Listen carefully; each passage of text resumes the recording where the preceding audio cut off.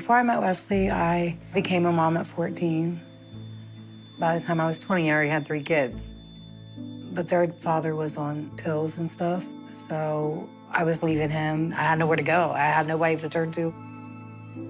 I was staying with a friend, and Wesley was her brother.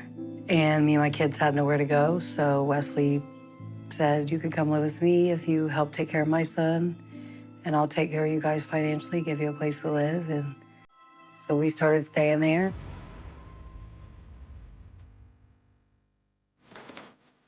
Hold your horses, hey. Wesley had a good sense of humor.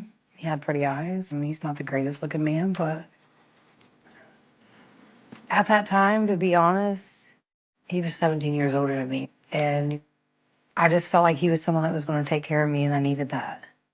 I was concerned about moving in with him, but my back was against the wall. So it was either go live with this man that I don't know or be homeless.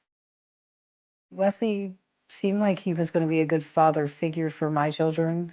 Hey guys, check this out. I felt like my kids enjoyed hanging out with him when he was there. And then once we were living together, things just happened. I'd only been living in his house probably like 2 months when I got pregnant. So everything happened extremely fast. I thought I was in love, but he had me right where he wanted me.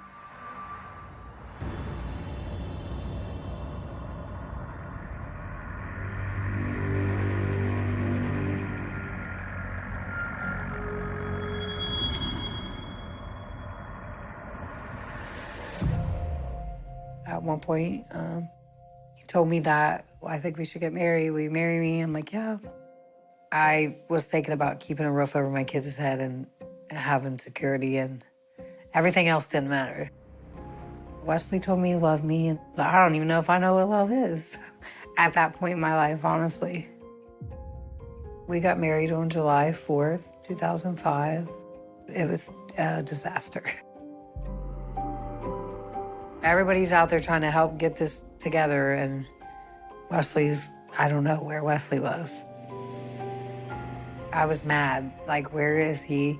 I kept looking at the driveway, he still wasn't pulling in. Couldn't figure out where he was. I think I tried to call him, I don't know how many times, probably 10, 20, but he wasn't answering, and I didn't know what to do.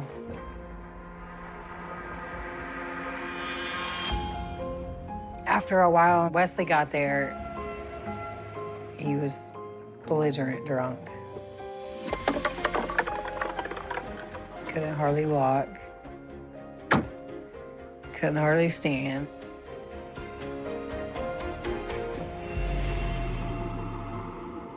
So I'm so embarrassed because here's this man, we're supposed to be getting married.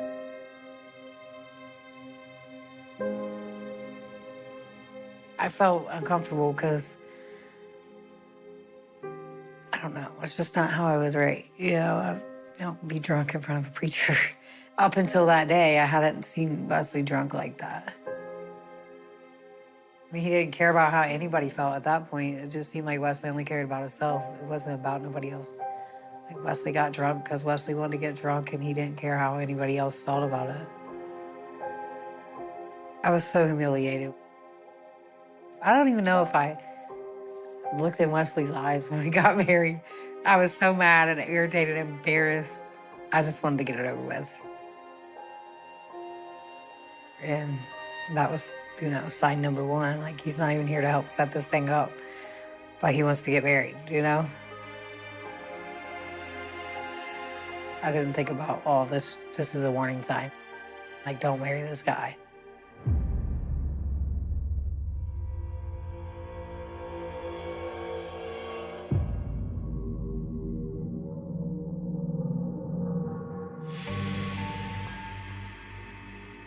I was trying to have a good night.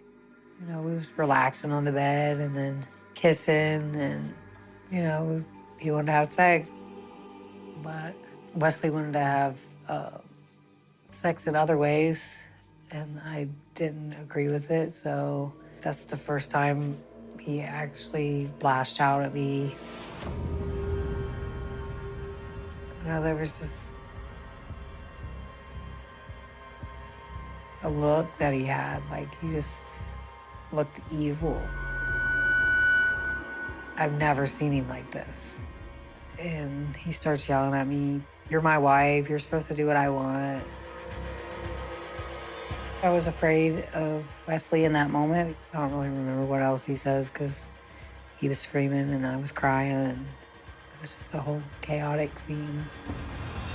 Back then they had the little disposable cameras. I had been taking pictures all day, and the camera was on the table beside the bed, and he just grabs it and threw it.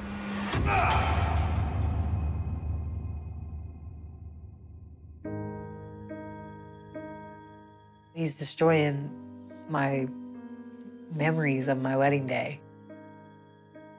He destroyed it in 30 seconds. Wesley had never acted violent towards me until that night.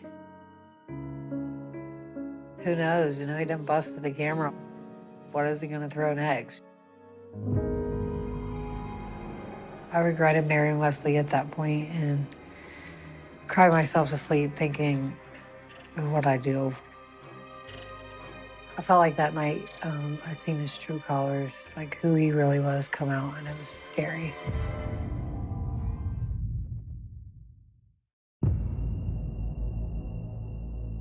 I think Wesley definitely hid who he was and suppressed it until we were married, because I don't think he wanted me to know. After we got married is when everything started changing. Now he was who he truly was. Yelling, hollering, arguing. He liked to yell a lot. You see it in his eyes, the way he talks, his hand movements, like you just see it. Like it's a whole, like a split personality.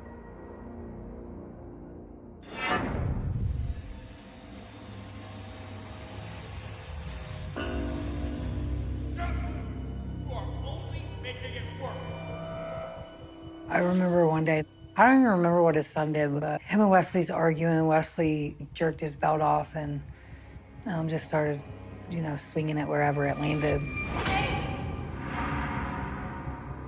I got between them, pushed Wesley back, and he grabbed me and pushed me. Like, just get out of it. It's my kid. He's not gonna act like this. He's not your kid. Like, you can't tell me what to do with my son. I was afraid of Wesley in that moment because Wesley has like this switch that flips and like his eyes change, his whole demeanor changes, and it's kind of scary. When I seen this, I was like, man, he's never gonna whip my kids. Like, they're not his kids, I'm not gonna have it. But in the back of my mind, I'm like, man, what am I gonna do if he does try to correct my kids like that? I seen him act out on my wedding night and then now this, but I had a dysfunctional family too, so I think it was just always easy just to ignore it.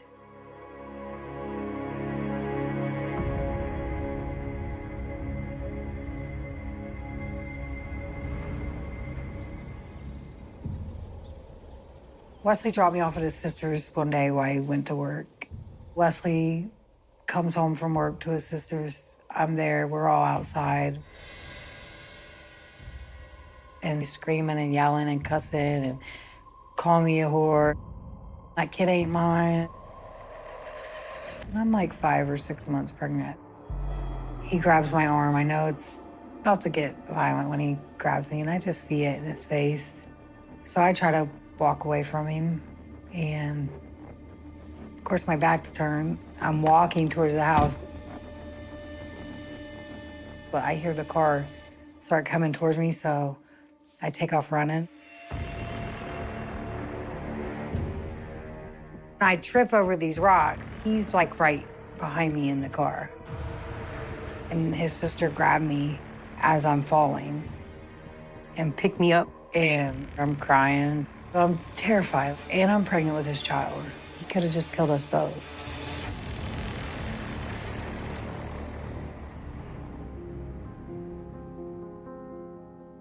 So she starts screaming for him to leave, and he left. We sat there for a little bit, and then we ended up just not talking about it no more. It's like it became normal not to talk about it. I believe if Wesley's sister wasn't there that day, he would have ran me over. It was terrifying, and you get that shame that comes over you and guilt because you're now in this relationship and you don't know how to get out and you don't know what to do. And everything that's going on is your fault because you chose this relationship. That's kind of how I felt. But I didn't know what to do.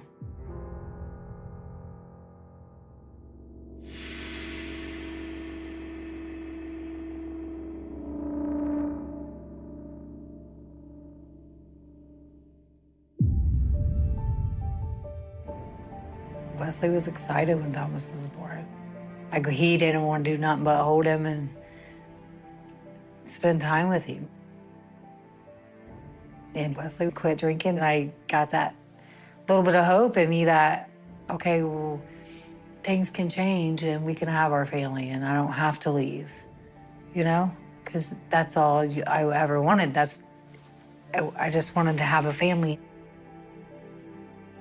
He stepped up a lot. He helped with dishes, he'd cook, he watched the kids while I showered. I thought maybe this kid is changing him. That was just my hopeful, wishful thinking.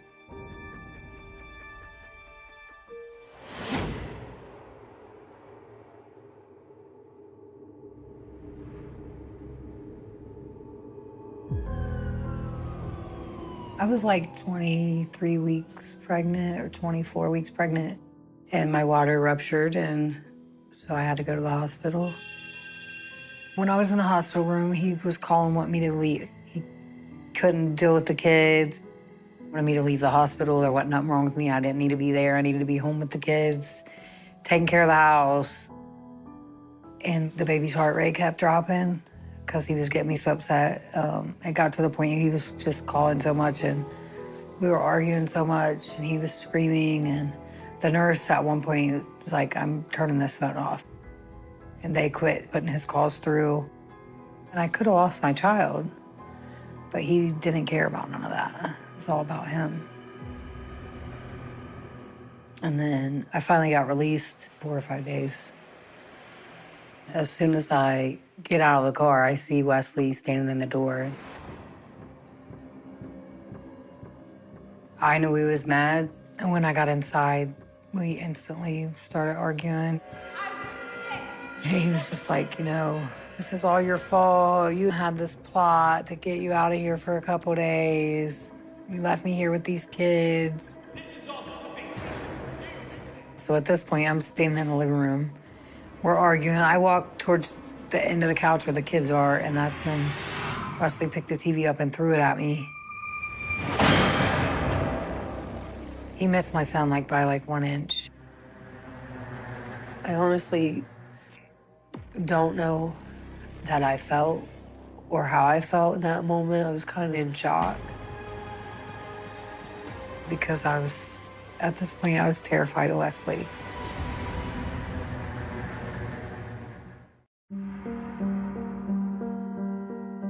After Wesley threw the TV and it missed my son by a hair, I definitely knew he was capable of harming my kids too, in his fits of rage. Wesley had no consequences because I never called the cops, which I should have. I didn't want the cops to come because I was scared. I was scared of Wesley, and I was also scared that I would lose my kid to Children's Services. I was scared of what the outcome would be if I called the police, because you're just going to make things worse. The abuse is going to be worse. Looking back, if I would have left Wesley, here I am pregnant with another child. I have no money, no job, no car. I've been dependent on him to take care of us. I would be on the streets and with the kids and a baby on the way, so I don't think leaving with him was a possibility, I have no no other choices but to stay.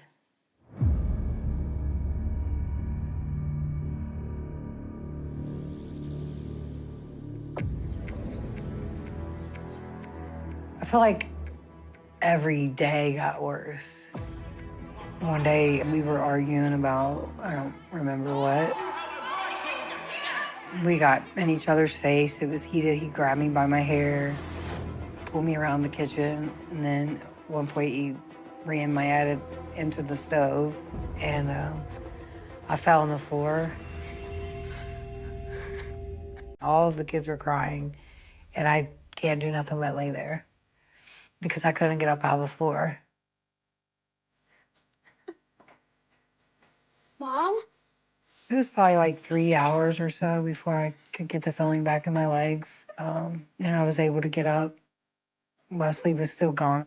So I just got up and took the kids and went in my room, and we laid down and went to sleep. I woke up the next morning. And I just remember thinking, like, he's gonna end up killing me if I don't get out of here.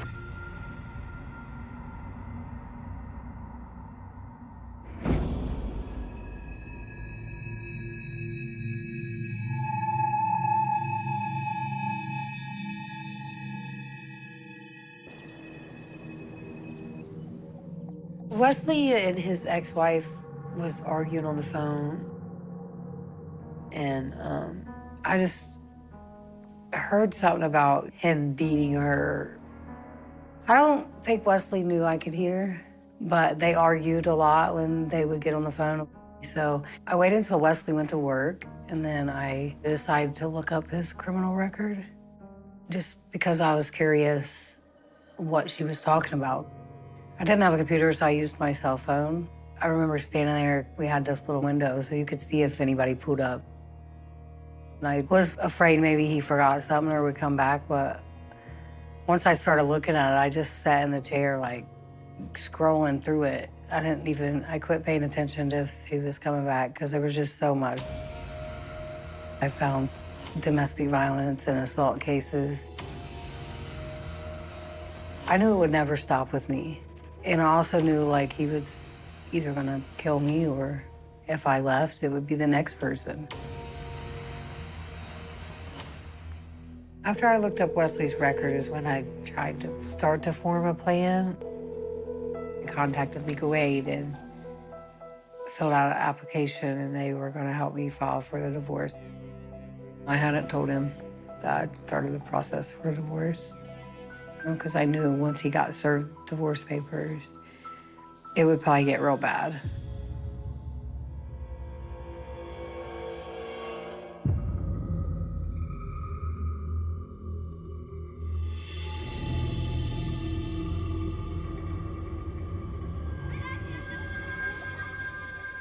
Me and the kids were all outside. We had a swing set in the backyard.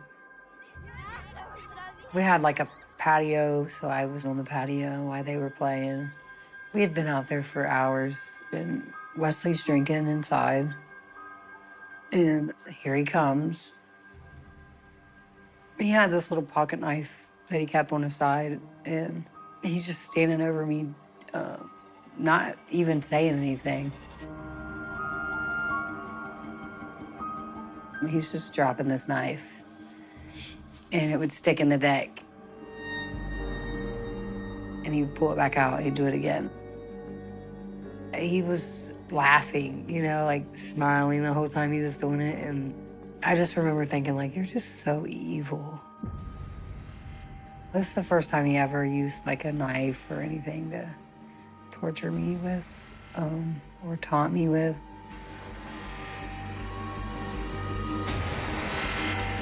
But my oldest son, he was yelling at him, like, you need to stop, leave my mom alone. Hey! Knock it off! He said something like, you little bastard. And he takes this full can of beer, wasn't even open, and wings it.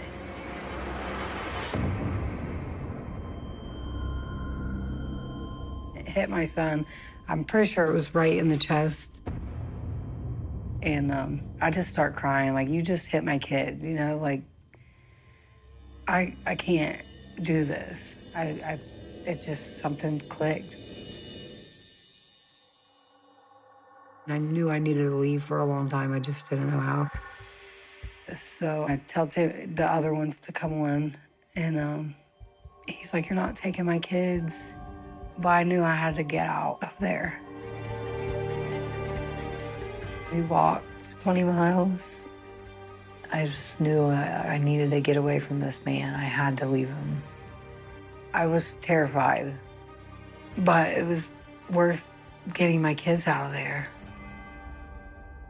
Like, no matter what I had to do, or I wanted my kids away from him. I was able to breathe. I was away from this man that abused me. I thought that was gonna be it. I'll get my divorce and we'll get this custody thing under control. And I was happy because I knew that they wasn't going through no more of this brainwashing and mental abuse and emotional abuse. And I was just excited that it was finally over.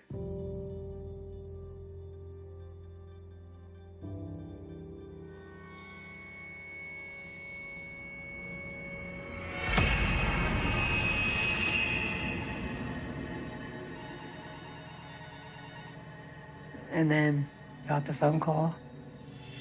And at this point in my life, I didn't realize how bad of a turn that my life was about to take. It was just like another blow. You just shattered my world all over again. Oh, you know, my soul hurt.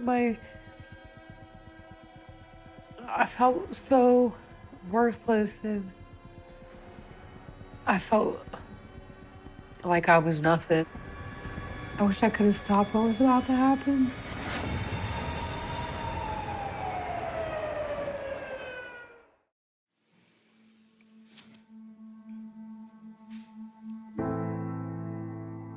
This is Thomas, and this is Stephen. Thomas was 3. Stephen was probably 2 in this one. I just always want my kids to know how much I love them.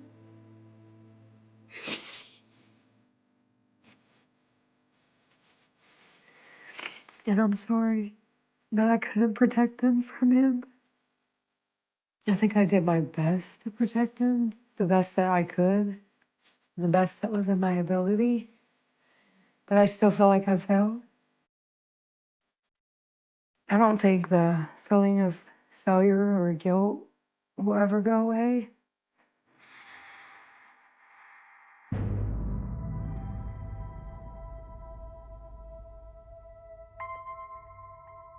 Wesley told me all the time he wasn't signing for divorce. If he couldn't have me, nobody was gonna have me. We were back and forth in court fighting for my divorce. He wouldn't give it to me, but Wesley was made the residential custodial parent because he had the house. So Wesley got the boys. I had no choice but to leave Thomas and Stephen with Wesley because it was court ordered. Wesley didn't want the kids, but Wesley didn't want me to have the kids because that was his way of hurting me. Having to give him my kids after knowing all that we had been through and all that he was capable of was the worst feeling. Everything I had done was for nothing.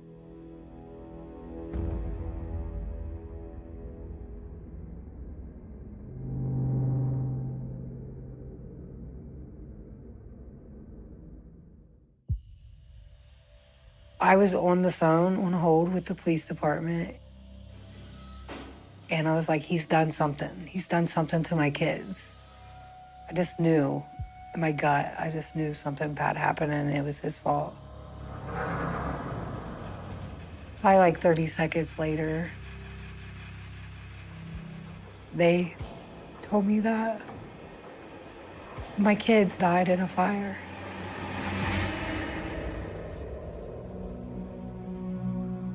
I kept telling my mom it wasn't real and that we were going up there for Thomas's birthday. I had his cake with me.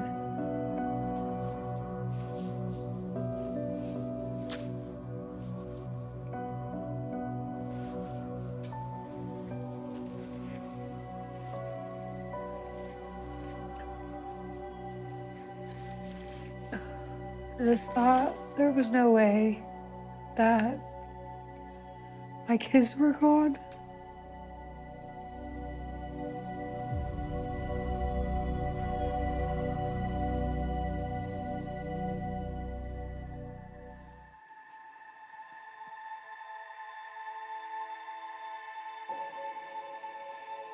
That's the apartment that my kids died in. The window on the right would have been their bedroom.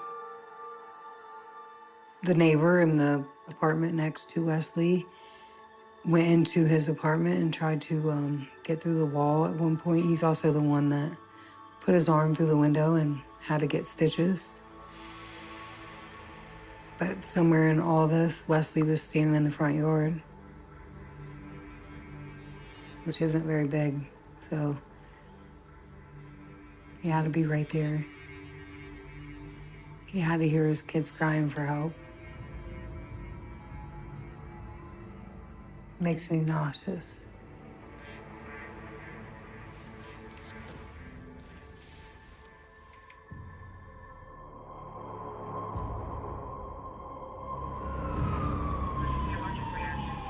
Wesley wouldn't tell anybody where the kids were in the house. These people are all just trying to get in. They hear my kids. They hear my kids crying. By the time the fire department got there, the fire was so hot that the floor was disappearing from under them. We got fire department, people begging him, like, please tell us where your kids are, you know, because everybody in the town knew there was kids in that house. Wesley was outside in the front yard asking for a cigarette. Why he hears his kids crying for help. I would never leave that house. I would have died in that fire trying to save my children. But he's in the front yard asking for a cigarette. If you're in a house fire, you're gonna have soot on you somewhere. Wesley didn't have none of that. There was no evidence of Wesley being in that house with that fire. None. Except for the burn on his hand. That was all there was. And the front door was locked as if you would lock it like you lock the bottom of the lock and you walk out and shut the door behind you. It was all locked down like that. The most damning evidence for me is that Wesley, he wasn't trying to save the kids. Smoke. Thomas and Stephen's cause of death was smoke inhalation. They were feeling when they were taking their last breaths, you know? I see my two little boys in this room, terrified, with no way out of this house, and no one there to help them. And I'd see them probably holding on to each other, crying, you know? But probably thinking, like, where's mommy or daddy, you know?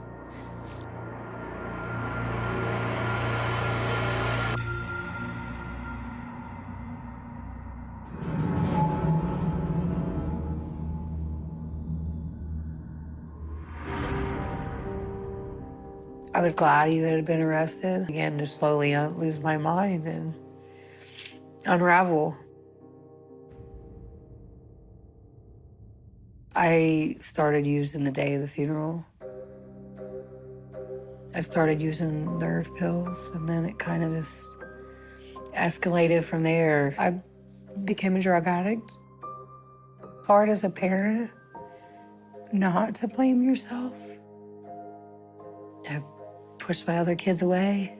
I didn't know how to be a mom anymore.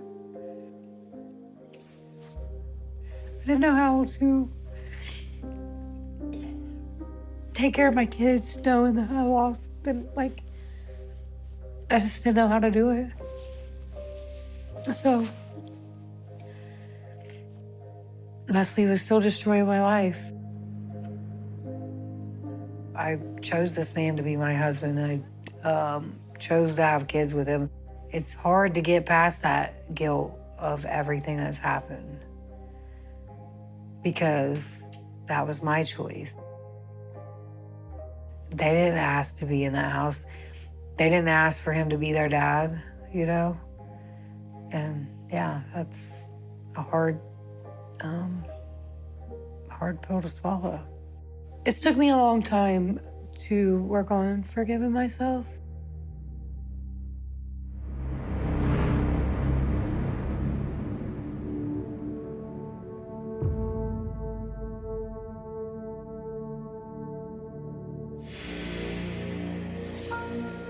We tried the first trial October of 2010. The jurors openly sided with each other except for one person. She, after they started deliberating, said that she would not vote for anything that would cause him to get the death penalty. Jury finally came out with a verdict. They hung on all the counts except for endangering children. They found him guilty of 2 counts of that. And at that point, the other charges can be retried.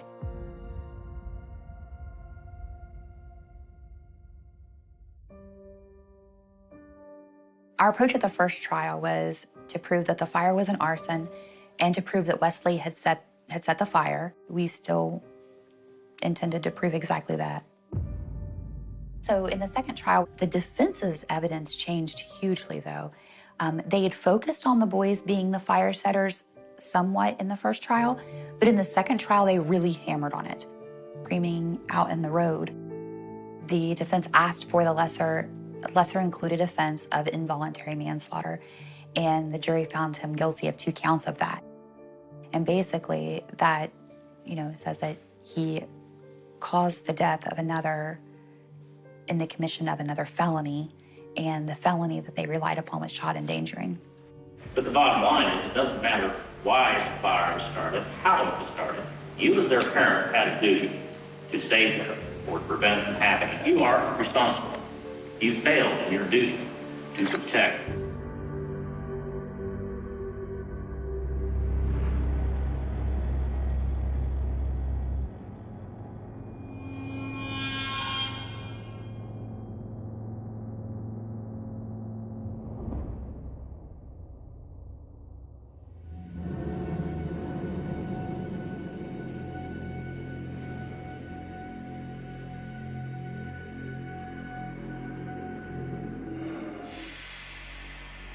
It pisses me off that he got involuntary manslaughter instead of arson and murder because he's about to walk out of prison in 7 years and some odd months.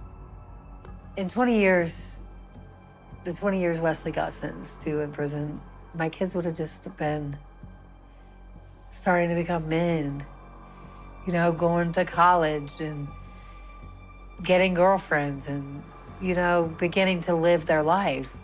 Your life is over. They didn't get to live theirs, And it's not fair. You got 3 meals and a bed, a roof over your head, electric, water, and my kids are gone forever.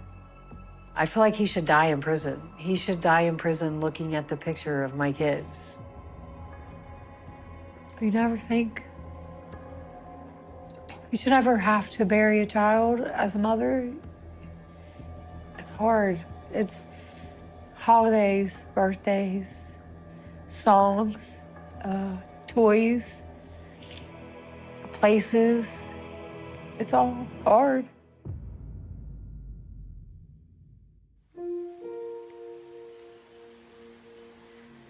I don't know how I get up every day and still go. Sometimes I don't want to get up. Sometimes I'm mad that I'm still waking up, that I'm even still here. I guess it's by the grace of God because I tried to kill myself with drugs and didn't work. So I'm here for a reason. I'm in the middle of getting my bachelor's degree in behavioral health with emphasis on substance abuse.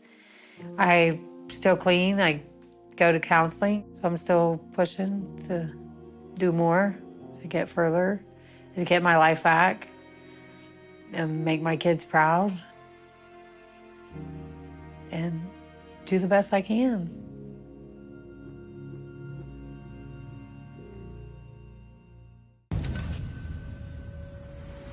It's hard seeing the picture. It's hard sensing the evil that he had in him. We're here now. We're here, okay? I'm here talking. I cheated death, you know? In the tranquil waters of the South Pacific, where waves lap against the sandy shores of Samoa, one often finds inspiration for poetic light, stories of origins, love, and human compassion. For the academic and literary community here, language has long been not only a tool for communication but also the soul, the foundation protecting cultural values against the passage of time. However, in late May 2024, a brutal event unfolded right in the heart of this artistic region, shattering all existing peace and leaving a deep, unhealing wound in the minds of the Samoan people and the global intellectual community. It was not simply a matter of a typical internet service, but a tragic, extreme confrontation between two geniuses, two of the region's greatest literary figures, who dedicated their lives to fighting violence and protecting women's rights. Things began to unravel on May 28, 2024, at a small police station in Apia, the capital of independent Samoa. In the characteristic heat of the tropical climate, the usual angry atmosphere of the quiet town froze when a middle-aged woman, with a haggard face and eyes containing an eerily stillness, walked through the door. She was not a stranger to the authorities or the public. It was Sia Figiel, a renowned writer, poet, and performance artist who had brought pride to her country with prestigious international literary awards. But today, she wasn't there to talk about new works, nor to give a presentation on art.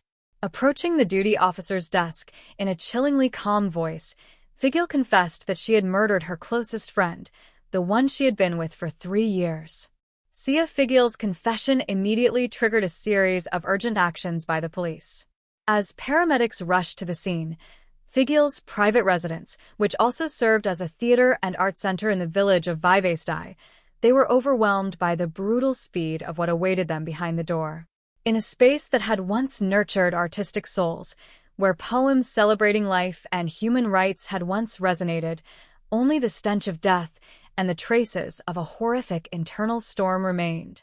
Lying motionless in the apartment was the body of professor and poet Caroline Sinaviana Gabbard, an elderly woman of American and American Samoan citizenship. She was an outstanding intellectual, the beloved aunt of the renowned American politician Tulsi Gabbard, and a close friend who had accompanied Figiel through the many ups and downs of his creative career. Initial autopsy results at the scene revealed a brutal truth about the final moments of the 78-year-old professor. Caroline Sinaviana Gabbard suffered a violent and prolonged attack with various weapons. The assailant repeatedly stabbed the victim with a knife and then used a hammer to deliver fatal blows to her head until she died. The vast difference in age and health between the 78-year-old and the 57-year-old woman in a state of delirium completely deprived Professor Caroline of any chance of self-defense. She collapsed right where she had chosen to stop during her visit to her friend, amidst walls filled with shared memories. But what chilled investigators and the public the most, the aspect that elevated the crime to an extreme level of brutality and cold-bloodedness, was the silence that followed. Investigative data determined the murder took place on May 26, 2024, after a violent argument between two women of unknown origin. After taking her friend's life with the most extreme violence, Sia Figiel did not panic, flee, seek medical help, or call the police. She chose to remain in the house, locked herself, and lived with Professor Caroline's decomposing body for nearly 2 days. This terrifying calmness, whether the result of psychological paralysis or a complete denial of reality, remains a haunting question mark for all who followed the case. News of Professor Caroline Sinaviana-Gabbard's death at the hands of Sia Figiel spread like wildfire, shaking the entire Pacific Island nation community and extending to the United States and the international academic world. It was unbelievable that two great women, two intellectual icons who had always appeared together with radiant smiles at cultural events, would end their 3-decade relationship in such a bloody scenario. The stark contrast between a sharp, refined pen used to awaken society and the brutal weapons of knives and hammers created a heartbreaking paradox. The case immediately created a tense geopolitical triangle connecting independent Samoa, American Samoa, and the U.S. state of Hawaii, where both women wielded profound influence. For the public, this case is not simply the taking of a life. It represents a complex phenomenon of criminal psychology and a profound cultural paradox known as the Samoan paradox. Both Caroline and Sia were pioneers, staunch fighters against gender-based violence and for women's rights in a multi-island society rife with prejudice. They deeply understood the pain of violence, wrote about it, analyzed it, and sought ways to heal it for their communities. Yet, when confronted with their own internal conflicts, they could find no escape other than the most brutal form of violence. The brilliant mind of Sia Figiel, who had directly depicted the dark sides of Samoan society in her classic work, ultimately collapsed completely before the dark corners of her own mind, transforming her from a protector into a cold-blooded killer. When the official investigation commenced, the brutal nature of the crime and the clear indications of premeditated murder forced Samoan prosecutors to make extremely harsh legal decisions. Initially, Sia Figiel was charged with ordinary murder, but after careful consideration of the severity of the attack, the preparation or use of multiple dangerous weapons, and her indifferent attitude after the crime, the charges were quickly upgraded to aggravated murder and related offenses of possession of dangerous weapons. Her trial promises to be one of the most closely watched legal events in the region's history, where justice will be served, but the pain and loss to cultural heritage are irreparable. Looking back at the entire picture of this tragedy, one cannot help but be shocked by the ironic twist of fate. The image of the crime scene in the village of Vaivastai under the tropical sunset, where the last rays of the day paint a corner of the sky red, seems to become a powerful visual metaphor for the end of a literary era. The passing of Professor Caroline Sinaviana-Gabbard is an immeasurable loss, a vast void left for generations of her students and beloved readers. Meanwhile, Sia Figiel's future is now tied to prison bars and the harsh judgment of the law. Their story, of a 30-year friendship ending in blood and silence, will be retold as a painful reminder of the fragile boundary between genius and madness, between love and self-destruction in the human psyche. To understand the magnitude of the tragedy that unfolded in the village of Vaivastai, one must first comprehend the monumental stature of the two women involved and the profound, enduring legacy they carved into the bedrock of Pacific Island culture.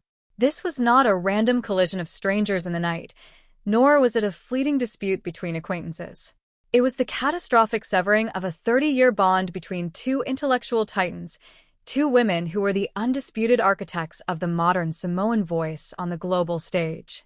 To tell the story of the victim, Professor Caroline Sinaviana-Gabbard, and the perpetrator, Sia Figiel, is to trace the very evolution of Pacific literature, tracing a journey that spans the deeply rooted traditions of oral storytelling to the fierce, contemporary demands for environmental justice and women's rights. Their lives were an intricate tapestry woven across the vast, blue expanse of the Pacific, connecting independent Samoa, the American territory of American Samoa, and the academic halls of Hawaii. Professor Caroline Sinaviana-Gabbard was a woman of extraordinary intellect, immense grace, and unparalleled historical significance.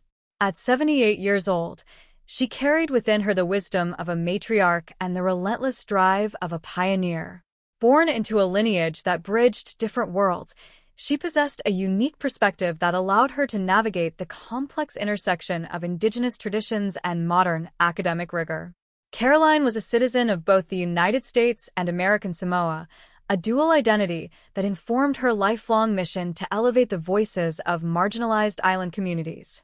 Her crowning professional achievement stands as a testament to her brilliance and her perseverance against systemic barriers. She shattered a massive glass ceiling by becoming the first person of Samoan descent to achieve the rank of a full, tenured professor at a prestigious United States university, specifically the University of Hawaii at Manoa. This academic milestone was not merely a personal victory for Caroline, it was a watershed moment for the entire Pacific Island diaspora. Before her ascendancy, the literature and cultural narratives of the Pacific were often viewed through the reductive lens of Western anthropologists and colonial historians. Caroline fought tirelessly to reclaim that narrative. In the lecture halls of Hawaii, she built a sanctuary for indigenous thought. She pioneered the teaching of Pacific literature, insisting that the poetry, prose, and oral histories of her people deserve the same rigorous academic study and profound respect as any Western literary canon. She taught her students that their stories were not mere folklore, but vital, living testaments to human resilience and cultural survival. Furthermore, her vision was deeply intersectional long before the term became a staple of modern discourse. She recognized that the exploitation of the Pacific Islands' natural resources was intrinsically linked to the marginalization of its women. Thus, she became a fierce advocate for environmentalism and feminism, utilizing her poetry and her academic influence to highlight the devastating impacts of climate change and to champion the autonomy and safety of Pacific women. The reach of Caroline's influence extended far beyond the boundaries of university campuses. She belonged to a family deeply embedded in the political landscape of the United States. She was the beloved aunt of Tulsi Gabbard, a highly influential political figure who served as a United States representative, ran as a presidential candidate, and remains a prominent, widely recognized voice in American politics. This familial connection added another layer of weight to Caroline's status.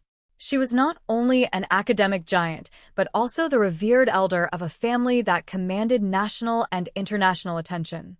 Despite her proximity to immense political power, Caroline remained grounded in her life's work, choosing the quiet, enduring power of education and poetry over the turbulent arena of electoral politics. She was described by those who knew her as a beacon of warmth, a mentor who nurtured countless young writers, and a steadfast protector of the earth and its most vulnerable inhabitants.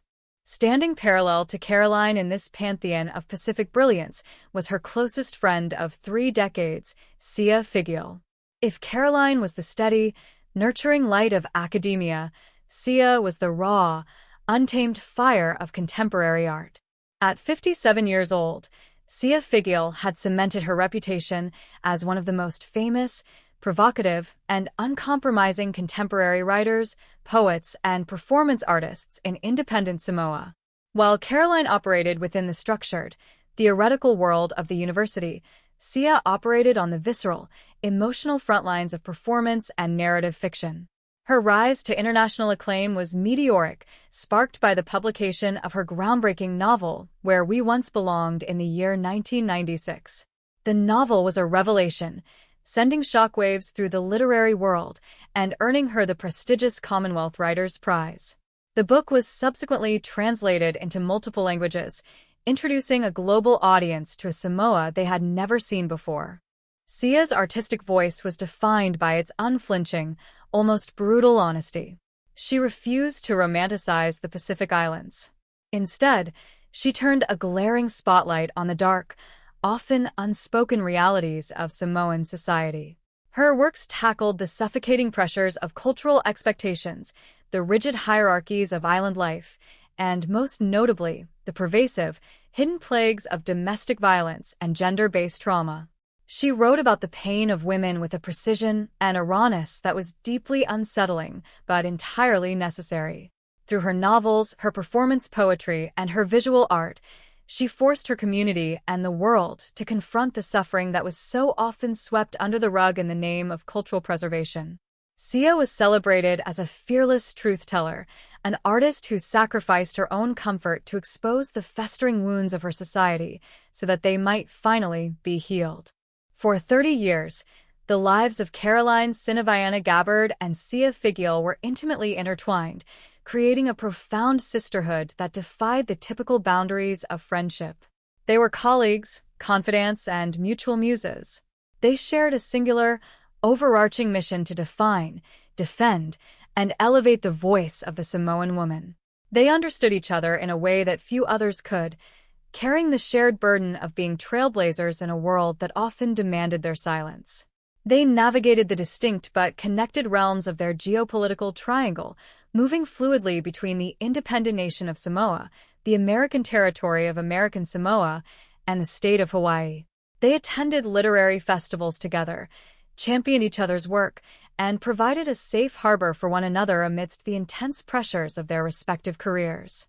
Their friendship was viewed by their peers as a symbiotic relationship, a beautiful alignment of Caroline's academic wisdom and Sia's artistic fire.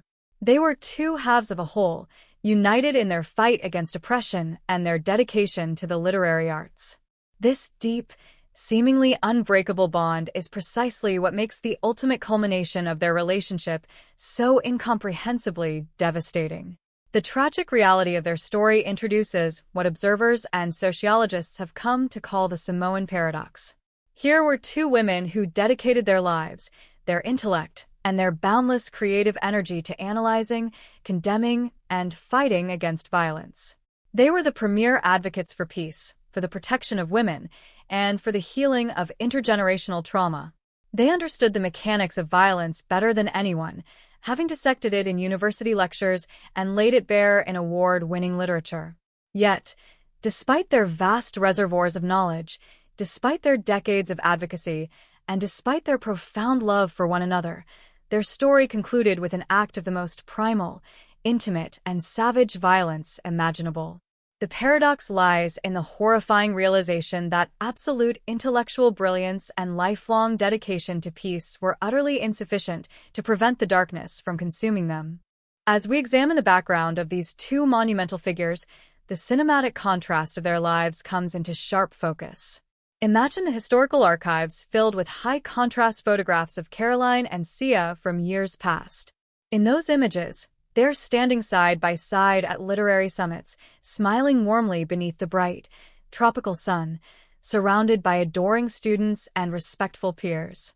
They are the epitome of grace, intellect, and progressive thought.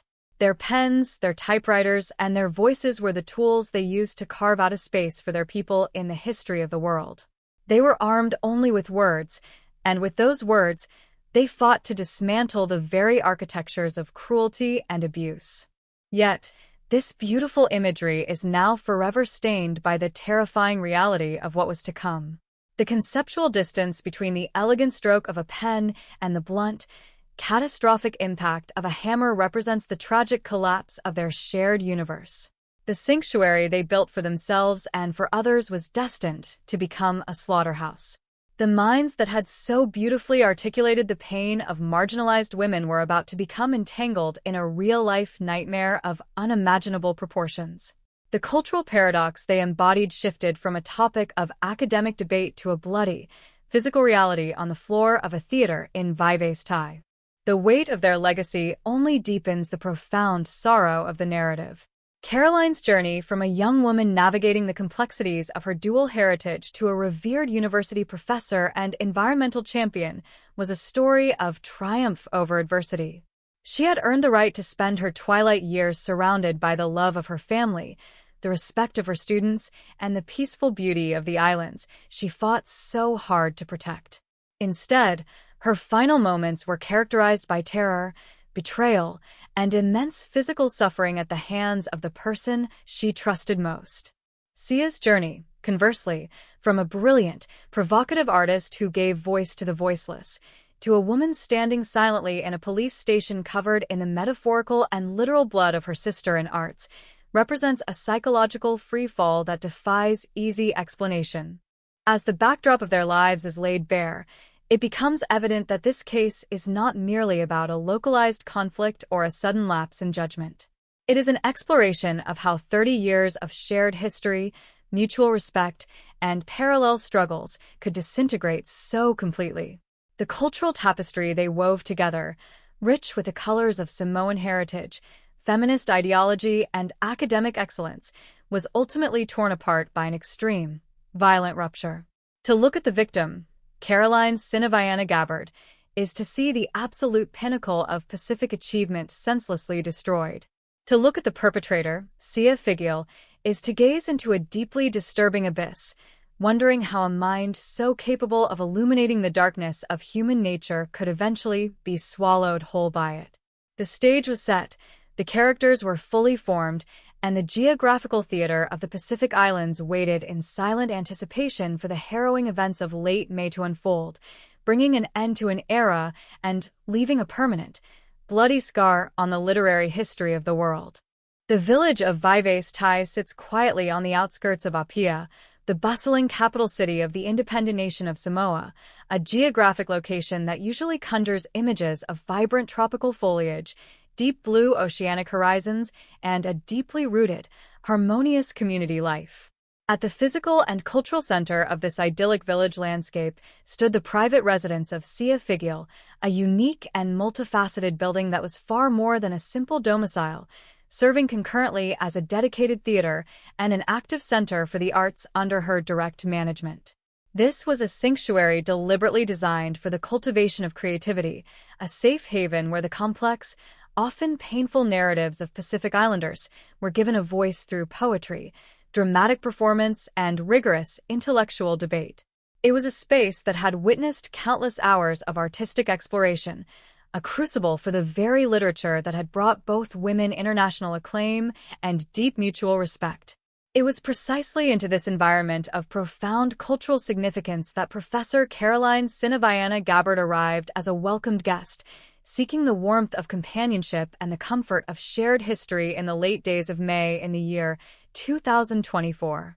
At 78 years old, Caroline carried the distinguished grace of a lifetime spent in academia and activism, her physical presence a testament to decades of tireless advocacy for the marginalized. She was navigating the twilight years of her remarkable journey, relying entirely on the foundational trust that had been meticulously built over a 30-year friendship with the woman who now hosted her. The weekend of May 26th began under the canopy of the typical Samoan climate, characterized by the heavy, oppressive humidity of the tropics and the soothing, rhythmic sounds of the surrounding natural world. However, the atmosphere within the enclosed walls of the arts center gradually began to curdle, shifting imperceptibly at first, and then with terrifying speed, from the comfortable familiarity of long-standing companions to an environment charged with a suffocating, lethal tension. The exact sequence of words or the specific ideological or personal catalyst that ignited the confrontation remains a dark, impenetrable mystery, a secret forever sealed by the catastrophic violence that immediately followed.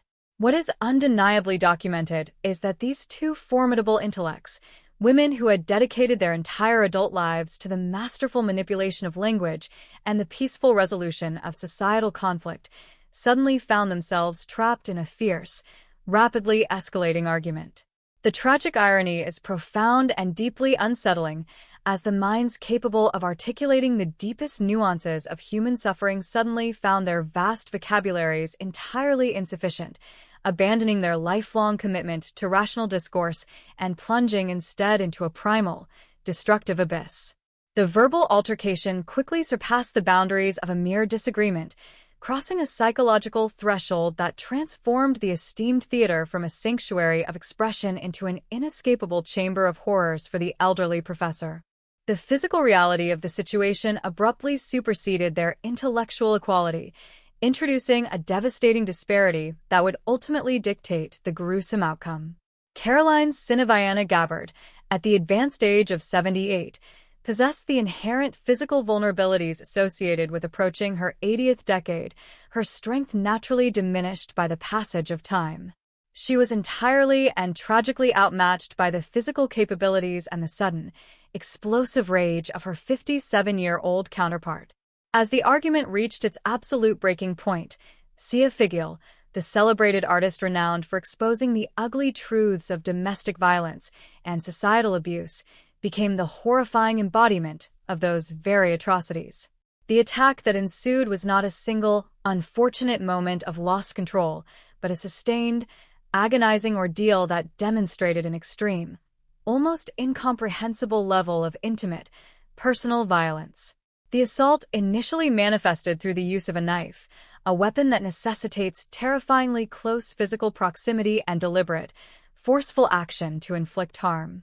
The subsequent forensic examinations would reveal a chilling landscape of violence upon the victim, confirming that the elderly professor suffered multiple stab wounds across her body, each strike a brutal testament to the depth of the rage and the complete obliteration of their 30-year bond. The chaotic, desperate moments of this bladed attack were devoid of any mercy, an onslaught that left the victim severely compromised and suffering immensely. However, the nightmare did not conclude with the blade. In a devastating and grotesque escalation of the violence, the perpetrator introduced a second, drastically different weapon into the fray. A hammer, an instrument designed for blunt, catastrophic force and manual labor, was wielded against the frail form of the academic pioneer. The utilization of such a crude, heavy tool against an elderly woman highlights the absolute and terrifying collapse of any remaining shred of human empathy, restraint, or cognitive reasoning within the attacker. The hammer was brought down upon Caroline's head with immense, crushing power, inflicting severe, fatal trauma to her skull and brain. The sheer, physical brutality required to repeatedly strike a defenseless, elderly friend with a hammer is a detail that continues to sicken investigators and haunt the collective consciousness of the public. Caroline, a woman who had spent a lifetime fighting for the safety of others, was subjected to a ferocious, agonizing death, utterly incapable of defending herself against the overwhelming physical onslaught within the very walls she believed to be safe. She ultimately collapsed onto the floor of the theater, her brilliant life violently extinguished in a space originally dedicated to the celebration of existence, surrounded by the sudden, deafening silence that inevitably follows an act of extreme destruction. The cessation of the physical violence marked the beginning of a new, deeply disturbing phase of the tragedy, characterized not by panic, but by a chilling, unnatural stillness. In the immediate, bloody aftermath of the murder, typical human psychology would suggest a predictable pattern of behavior from the perpetrator, perhaps a sudden, crushing wave of remorse leading to an immediate call for emergency medical services, or conversely, a frantic, adrenaline-fueled attempt to flee the scene of the crime to escape impending capture. Astoundingly, the actions of Sia Figiel in the hours and days that followed the brutal slaughter of her closest friend completely defied these expected behavioral responses to severe trauma and guilt. She did not attempt to run from the village. She did not seek any form of external help. She did not reach out to the authorities or to their mutual acquaintances. Instead, an incredibly disturbing and terrifying calm seemed to envelop her, anchoring her to the scene of the massacre. She made the deliberate choice to remain within the walls of the theater, completely isolating herself with the horrifying reality of the corpse she had just created. The broken, bloodied body of the brilliant professor, the internationally respected academic, the beloved aunt to a prominent political family, was simply left on the floor, exactly where she had fallen under the crushing blows of the hammer. For 2 agonizingly long, continuous days, the village of Vivace proceeded with its normal, idyllic routines just outside the closed doors of the art center. The bright tropical sun rose and set twice, casting its warm light across the island. While neighbors went about their daily chores, children played in the nearby streets, and the ocean maintained its relentless, soothing rhythm against the shoreline, all entirely oblivious to the gruesome, rotting secret concealed just a few feet away. Inside the house, the atmosphere must have rapidly deteriorated into an unbearable crucible of psychological torment and physical decay. The deliberate decision to keep the body in the house for nearly 48 hours suggests a profound psychological freeze, a catastrophic mental short-circuit where the perpetrator was either entirely detached from the horrific reality of her actions or completely paralyzed by the overwhelming magnitude of the destruction she had wrought. It represents an extreme, almost pathological form of denial, an inability or a stubborn refusal to process the permanent, catastrophic change she had inflicted upon her own life and the broader cultural universe. During those 2 agonizing days, the unmistakable, sickening scent of death inevitably began to permeate the creative sanctuary, seeping into the floorboards and the very walls that had once echoed with poetry. The physical reality of the decomposing human remains stood in stark, horrifying contrast to the abstract, beautiful ideas that usually occupied that space. One can only attempt to imagine the suffocating dread of existing in that toxic environment, breathing the heavy, contaminated air, and navigating the familiar rooms while the physical remains of a 30-year friendship lay destroyed and rotting on the floor. It was a macabre, silent vigil, entirely devoid of appropriate mourning, yet overwhelmingly heavy with the undeniable, physical evidence of absolute guilt. The psychological toll of enduring those 48 hours inside the theater must have been immeasurable, representing a slow, agonizing descent into the absolute darkest corners of the human psyche. The perpetrator was trapped in a self-made purgatory, entirely unable to undo the savage violence and seemingly incapable of facing the inevitable, severe consequences of the law.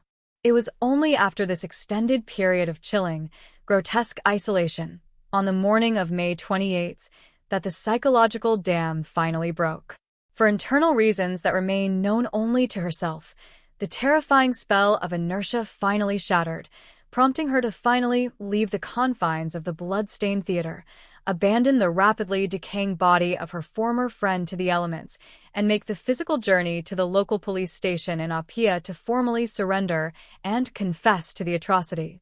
But those 2 days of prolonged silence and morbid coexistence remain the darkest, most terrifying chapter of the entire ordeal, a period where human compassion was entirely absent, replaced only by the cold, lingering presence of a brutal, senseless death.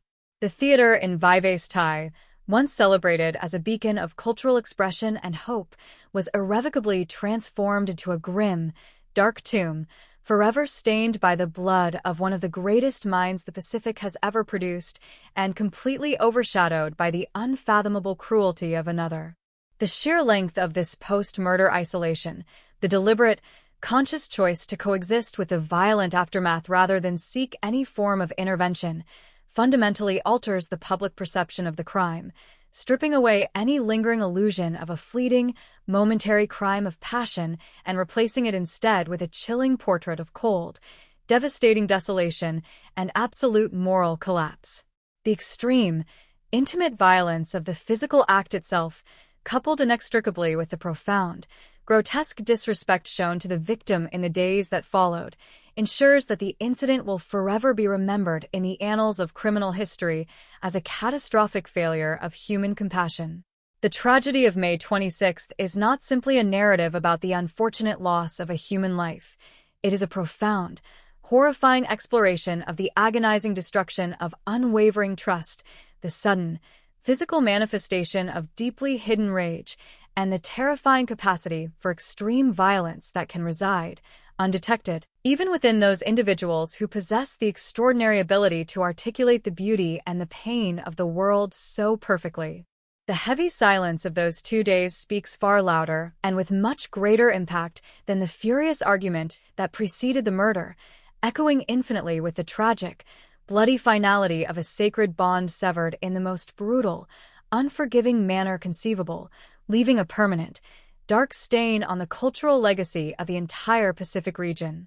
The physical evidence left behind at the scene, the shattered skull and the multiple lacerations, serve as a grim, permanent record of a mind that completely lost its mooring, violently discarding decades of shared intellectual pursuit in favor of primitive, unrestrained slaughter. The transition from the pen to the knife, and ultimately to the heavy, blunt force of the hammer, traces a horrifying devolution of character that defies all logical explanation, cementing this event not just as a murder, but as a profound, cultural tragedy of the highest order. The shadows cast by the setting sun over the Vives Thai Arts Center will forever be a chilling reminder of the day the words failed and the brutal, unforgiving reality of human frailty took their place, leaving a void in the literary world that can never truly be filled. The morning of May 28th marked the definitive end of the silent, macabre vigil that had gripped the small village of Vives Tai. When Sia Figil walked into the police station in Apia to surrender, she did not merely present herself to the authorities as a suspect. She became the focal point of a massive, sudden, and deeply unsettling investigative machinery. For the local police force, the task that lay ahead was not merely the collection of standard evidence in a typical homicide case. They were tasked with unraveling a tragedy that spanned decades, involved two of the most significant public figures in the history of the region, and was saturated with layers of psychological complexity that were as thick as the humid island air. The initial report provided by Figil during her surrender was sparse, a chillingly flat admission that set the wheels of justice in motion. However, as the investigators arrived at the private residence and theater in Vives Tai, the scope of their investigation expanded exponentially, transforming from a simple matter of a confessed perpetrator into a complex forensic puzzle requiring the highest level of expertise to solve. The interior of the home, which had once been a space of intellectual discourse, had been converted by the passage of 2 days into a site of immense biological and forensic challenge. The primary investigative step involved securing the perimeter of the art center, turning a private sanctuary of creativity into a sealed, clinical environment for the collection of evidence. Forensics teams, often accustomed to the swift resolution of localized crimes, were confronted with a scene of profound and distressing intimacy. The presence of the decomposing body of Professor Caroline Sinaviana Gabber demanded a level of care and precision that was as much an act of professional duty as it was a gesture of respect for a legendary intellectual.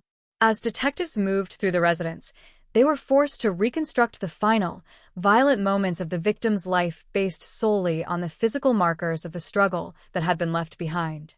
The floor of the theater held the grim narrative of the encounter. The distribution of blood spatter, the location of the discarded knife, and the position of the heavy hammer were all pieces of a larger, horrific puzzle that had to be meticulously catalogued. Each item of evidence was not just a tool used in a crime. It was a physical manifestation of a psychological breakdown that had resulted in the total destruction of a 30-year friendship. The analysis of the crime scene also required a deep dive into the psychological state of the perpetrator, an aspect of the investigation that proved to be just as crucial as the physical evidence. The investigators needed to reconcile the Sia Figil known to the public, a celebrated, articulate, and deeply empathetic author, with the Sia Figil who stood in the center of a blood-stained theater, having spent 48 hours in the presence of her friend's remains. This period of post-murder isolation became the primary node of the investigative focus.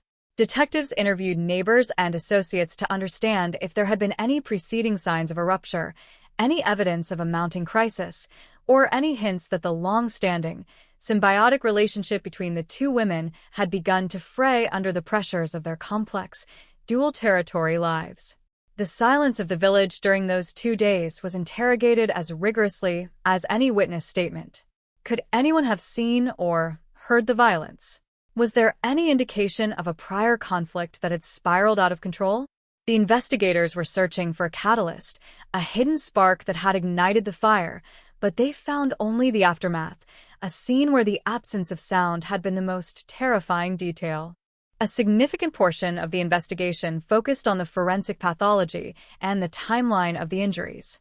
The medical examiners were tasked with distinguishing between the initial defensive wounds and the final, fatal blows.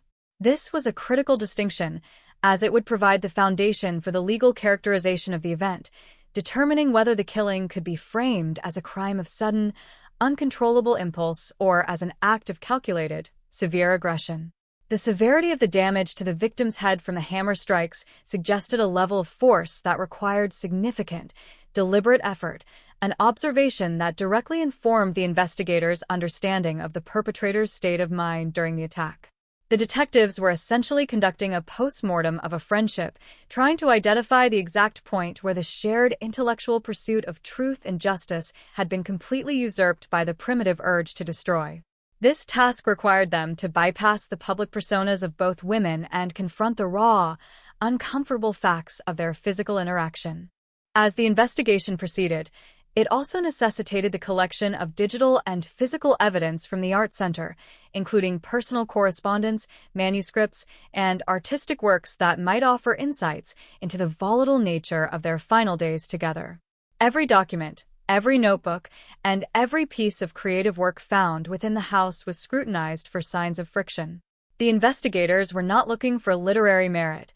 They were looking for evidence of intent, of emotional instability, or of a grievance that had been brewing in the background. This meticulous, day-by-day search of the theater turned up nothing that could fully explain the absolute, unmitigated savagery of the crime. The lack of a clear, external motive only served to heighten the mystery, placing the focus squarely on the internal dynamics of the relationship. It became increasingly clear that the answer to why this had happened was locked within the psychological architecture of the perpetrator herself, a space that the police were slowly and methodically trying to navigate. The investigative team also had to manage the intense, multi-jurisdictional pressure that came with the case. Because the victim held dual citizenship with the United States and the territory of American Samoa, and because the perpetrator was an internationally acclaimed artist from independent Samoa, the case was immediately elevated to a matter of immense regional and diplomatic significance. The investigation was not occurring in a vacuum. It was being watched by the international literary community, by the political circles in which the victim's family moved, and by the public across the Pacific Islands. Every step of the evidence collection was carried out with the knowledge that it would eventually be scrutinized in a courtroom that would be the focus of global attention.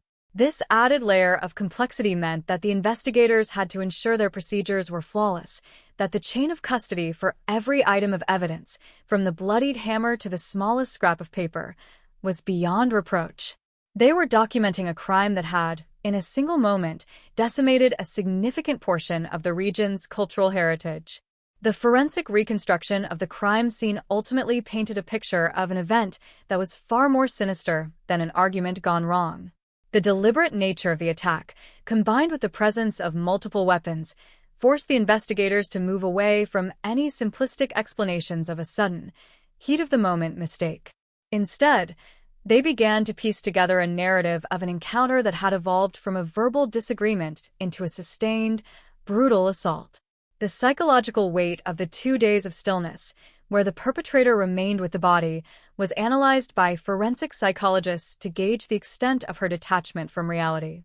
Was this a state of profound shock, or was it a form of complete psychological collapse where the perpetrator became unable to process the permanence of her actions? The investigators had to grapple with the realization that they were not just investigating a murder, but a complete and total erasure of a human life by someone who had once been its most intimate companion. Throughout the process, the investigators maintained a stoic, professional distance, attempting to shield their own emotions from the sheer horror of the crime scene. They were tasked with turning the most devastating moment in the lives of 2 iconic women into a linear, coherent, and evidence-based report. This work involved countless hours of painstaking detail, documenting the trajectory of every strike, the precise location of every blood droplet, and the configuration of the room at the time of the surrender. The intensity of this work was a testament to the fact that, in the eyes of the law, the victim, Professor Caroline Sinaviana Gabbard, deserved the most thorough and accurate representation of the truth, regardless of the fame or intellectual stature of her attacker. The investigation was, in its own way, an attempt to restore dignity to the victim by meticulously assembling the evidence required to ensure that the individual responsible for her suffering would be held accountable at the highest possible level of the judicial system.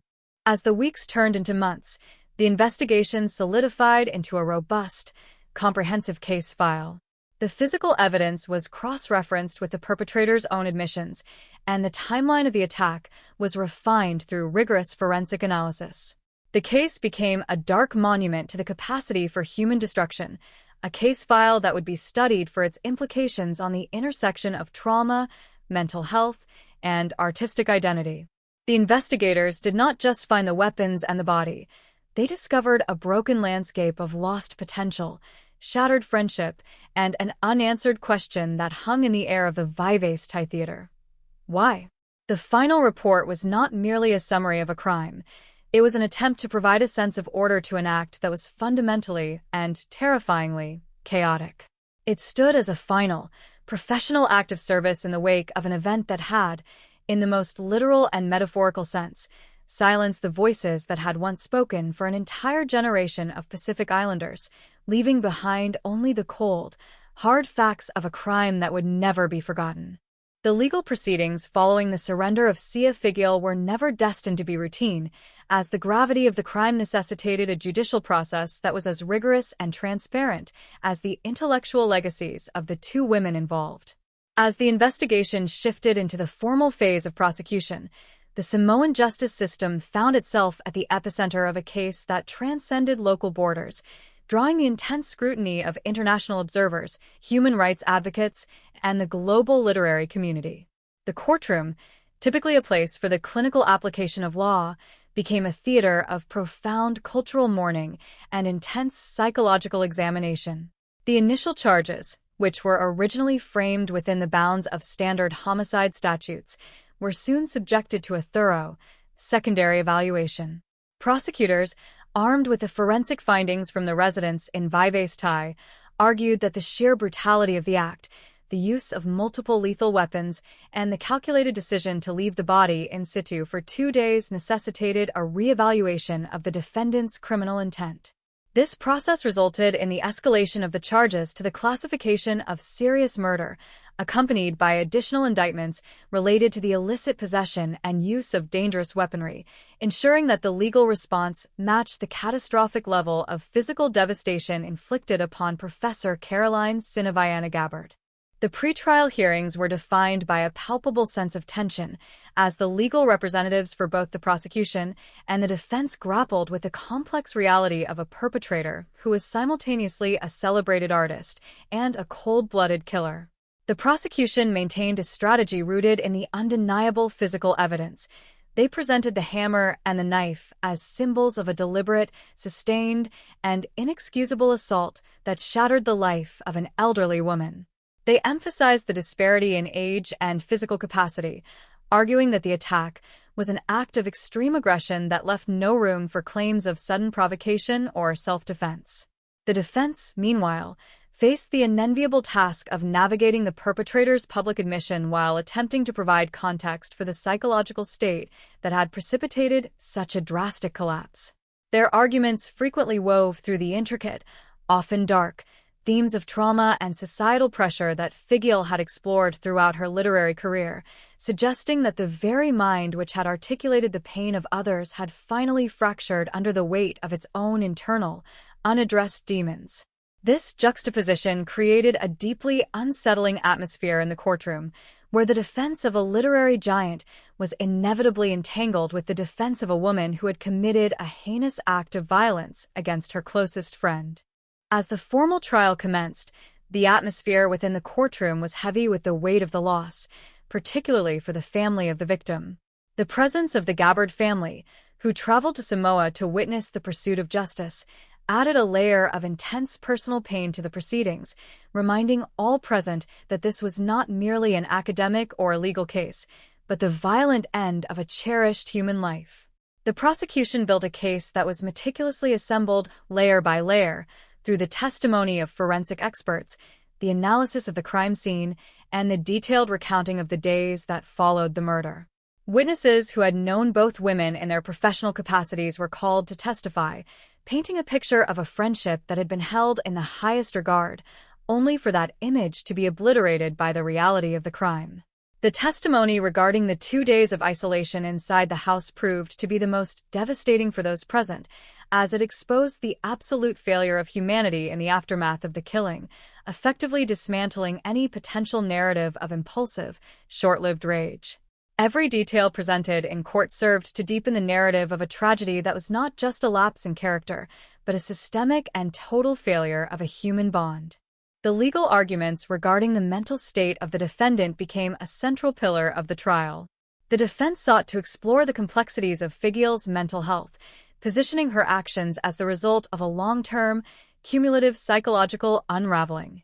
They invoked the patterns of violence and familial trauma that Figiel had written about for decades, positing that the line between her fictional exploration of such horrors and her real-world manifestation of them had completely dissolved. However, the prosecution countered this with a clear, evidence-based focus on the physical actions of the defendant. They argued that regardless of the complexities of the defendant's internal life, the act of picking up a hammer and repeatedly striking an elderly woman was a conscious, deliberate choice. They stripped away the artistic aura that had long shielded the defendant from scrutiny, focusing instead on the cold, hard mechanics of the violence. The court was forced to confront the chilling reality that intellectual brilliance and the ability to articulate social justice are not, in any way, protective barriers against the capacity for extreme cruelty. The prosecution's focus remained unwavering. This was a murder. It was planned in its execution, and it was unforgivable in its aftermath. Throughout the trial, the evidence of the weapons played a symbolic and functional role. The prosecution used the contrast between the knife and the hammer to argue the evolution of the attack. They suggested that the use of a second, blunt instrument after the initial wounding of the victim indicated a determination to ensure a fatal outcome, effectively debunking any potential claims of unintentional manslaughter. The forensics expert's testimony on the nature of the injuries sustained by Professor Caroline Sinaviana-Gabbard was presented with clinical precision, yet the impact on the courtroom was visceral. The details of the physical trauma served to humanize the victim in her final moments, emphasizing that she had been a frail, elderly woman facing the fury of someone she had trusted to be her ally. The defense's cross-examination of these experts was often met with silence, as the sheer, undeniable reality of the damage inflicted made traditional legal maneuvering appear inadequate, if not entirely hollow. The trial became a somber, systematic dismantling of the perpetrator's reputation, exposing the disconnect between her public advocacy for peace and her private act of destruction. The proceedings also touched upon the broader implications of the case for the Samoan judicial system. There was an awareness that the outcome would set a precedent for how the region handled cases of intimate partner or close associate violence, particularly when such cases involved individuals of significant social stature. The trial necessitated a delicate balance between the desire for swift justice and the imperative to ensure that the process was thoroughly investigated and fair. The judges and the legal teams worked under the pressure of knowing that every decision, every piece of evidence allowed into the record, and every verdict would be viewed as a definitive statement by the nation of Samoa on the value of life and the nature of accountability. The trial forced the community to look inward and ask difficult questions about the culture of silence that often surrounds domestic and interpersonal violence, even among those who claim to be its greatest opponents. The courtroom became a space where the myth of the enlightened intellectual was stripped away, leaving behind the stark reality of a murder that had shocked the entire Pacific region to its core. As the trial reached its final stages, the weight of the evidence presented by the prosecution became overwhelming. The defense's attempt to frame the murder within the context of a mental health crisis struggled to gain traction against the cold, factual evidence of the perpetrator's behavior after the crime. The 2 days of quiet occupation of the theater, while the body of her friend lay on the floor, served as an insurmountable obstacle for any claim of diminished capacity or temporary insanity. It was an act that suggested a chilling, sustained awareness of the reality she had created. As the deliberations began, the courtroom was silent, reflecting the profound gravity of the decision that lay ahead for the judicial panel. The case had become a dark testament to the fragility of human relationships and the devastating power of unbridled rage. It was a trial that would leave no one unchanged, having forced the community to confront the darkest aspects of the very people they had once held in the highest esteem. The legal outcome, while necessary for the administration of justice, could never fully address the profound, cultural loss of a pioneer like Professor Caroline Sinaviana-Gabbard.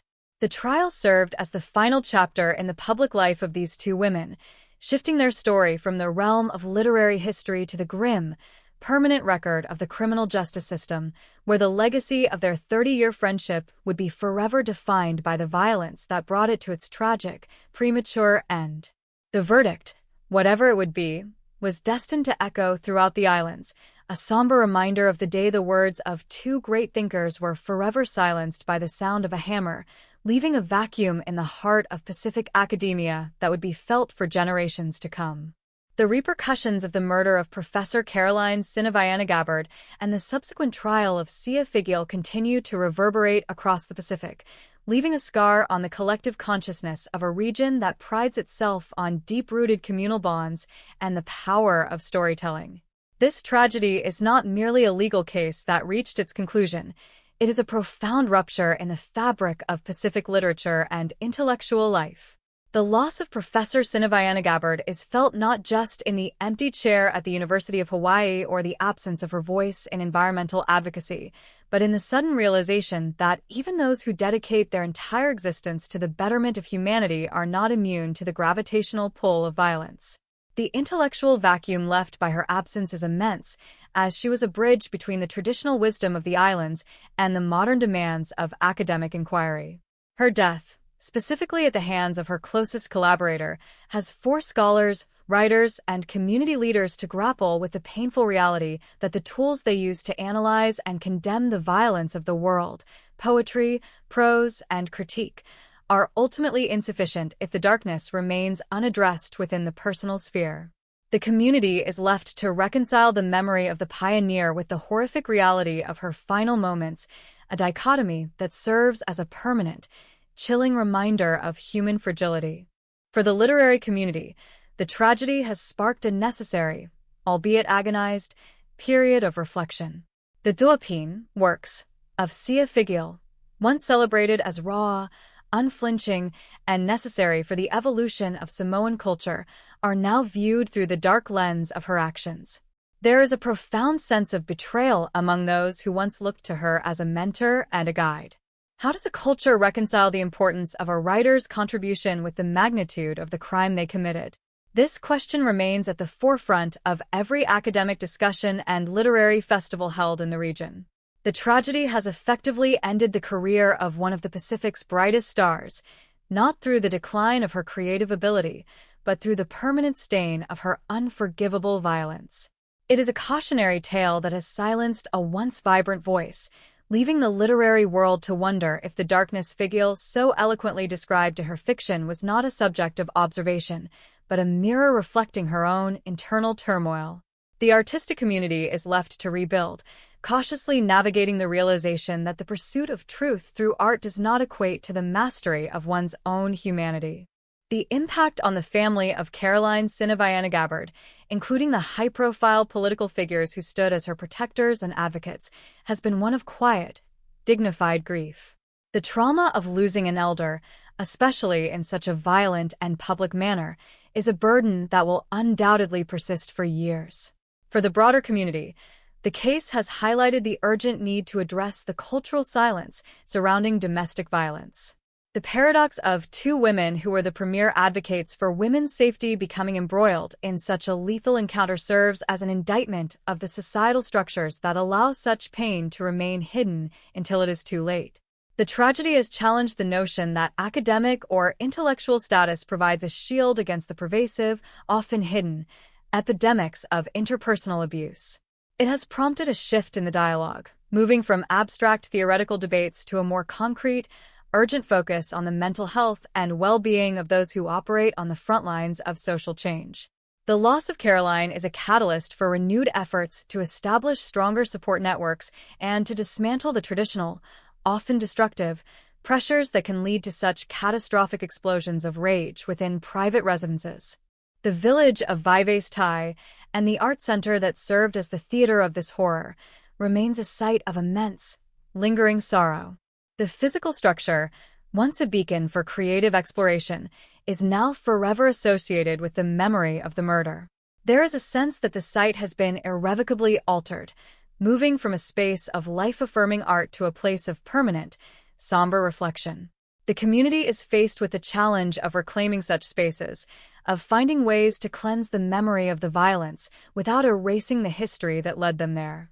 The tragedy has left a void in the social life of the island, a silence where there used to be vibrant discourse, and a skepticism where there used to be absolute trust.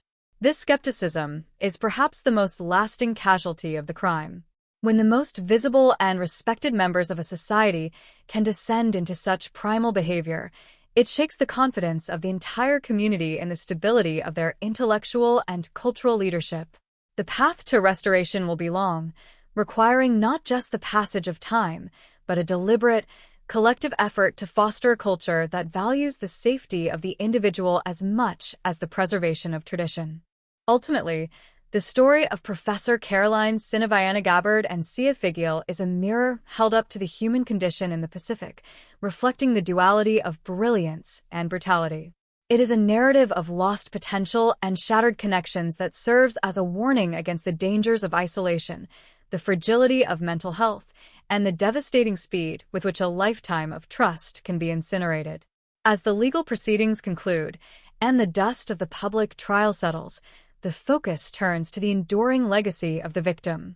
Her life's work, her contributions to the literary canon, and her dedication to the earth and the marginalized remain the true measure of her existence, far more than the tragic manner of her end. The academic institutions she helped to build and the students she inspired now stand as the living monument to her vision. They are the ones tasked with carrying forward the mission of ensuring that the voice of the Pacific woman is never again silenced by violence, but rather amplified by the strength and resilience of those who continue to follow in her footsteps.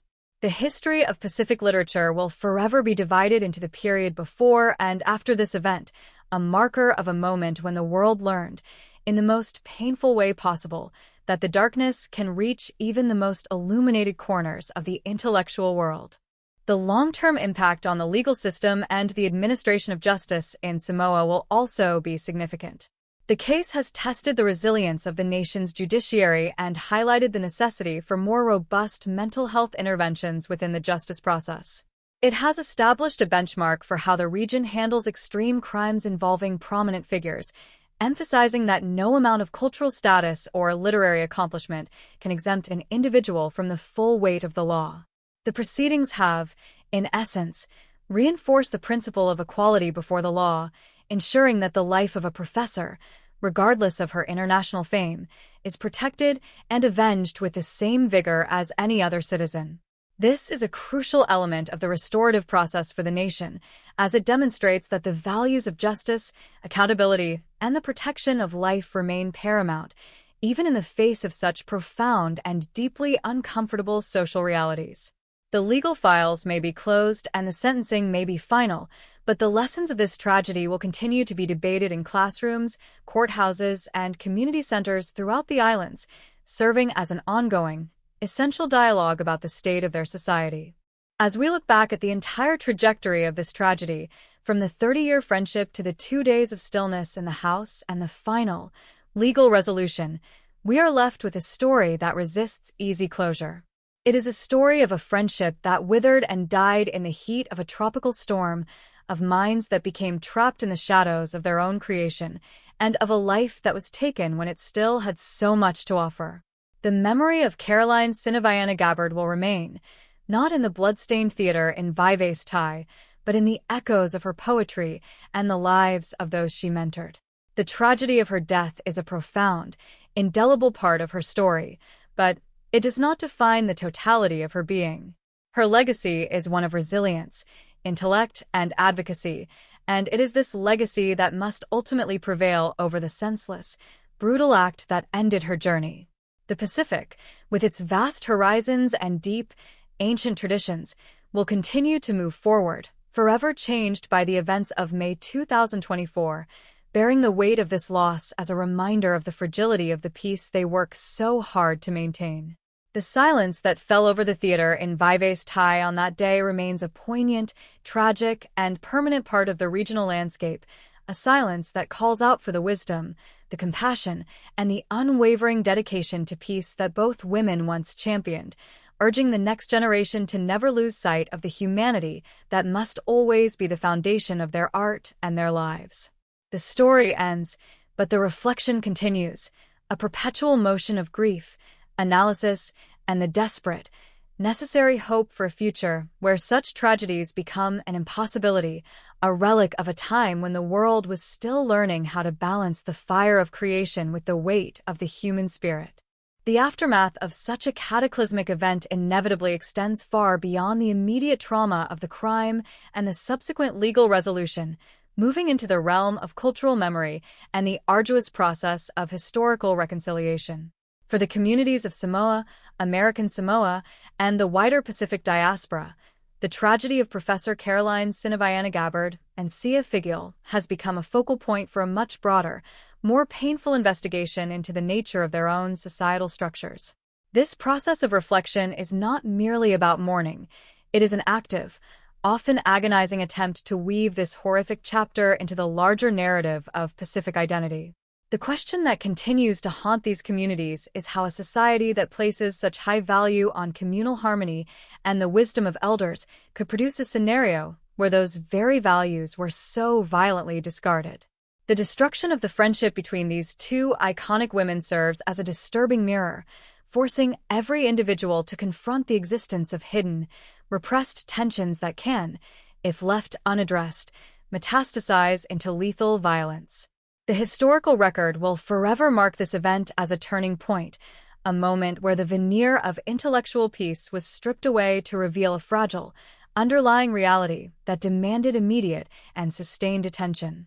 This reconciliation process is being conducted in various spheres, from the formal halls of academic institutions to the informal, grassroots conversations held within family compounds and local gatherings. Scholars and writers are now grappling with the task of how to document this history without allowing the act of murder to completely eclipse the lifetime of contributions made by the victim. There is a concerted effort to decouple the legacy of Caroline Sinaviana Gabbard from the horrific circumstances of her death, ensuring that her work as a pioneer, an environmentalist, and a champion of Pacific literature remains the primary lens through which she is viewed. Simultaneously, the task of contextualizing Sia Figiel's descent is equally complex. The literary community is hesitant to erase her work, yet it is equally impossible to engage with it without the constant, haunting awareness of the violence she unleashed.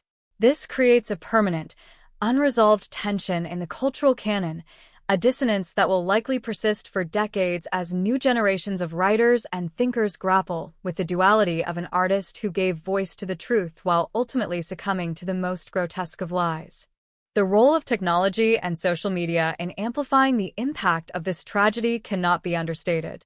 In the age of instantaneous, global communication, the narrative of the murder moved at a speed that the traditional, slower processes of cultural mourning could not match. The fragmented, often sensationalized information that circulated in the immediate aftermath created a distorted, chaotic environment where rumor and fact were often indistinguishable. This forced the community to develop a more disciplined, critical approach to consuming information about their own internal crises. It served as a lesson in the dangers of public spectacle, highlighting the need for spaces where grief can be processed with dignity, far from the predatory gaze of digital platforms that seek to capitalize on human suffering.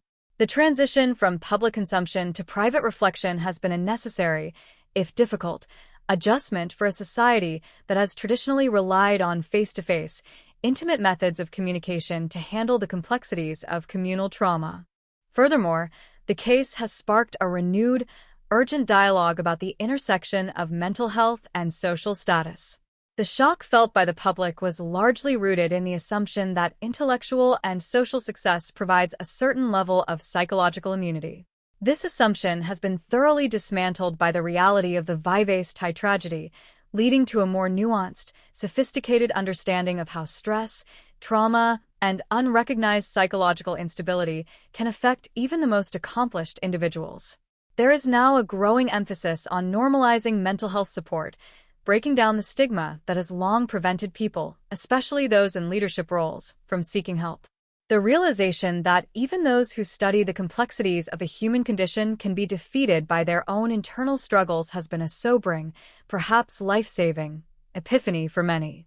The tragedy has effectively cleared the path for a more honest, compassionate dialogue about the vulnerabilities that exist within the human psyche, regardless of one's professional or social standing.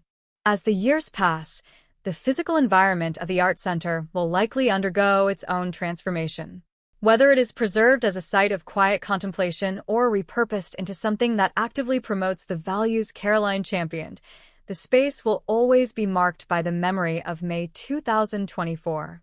There is a sense that the site needs to be reclaimed, to be freed from the weight of the violence and return to its purpose as a haven for growth and creation.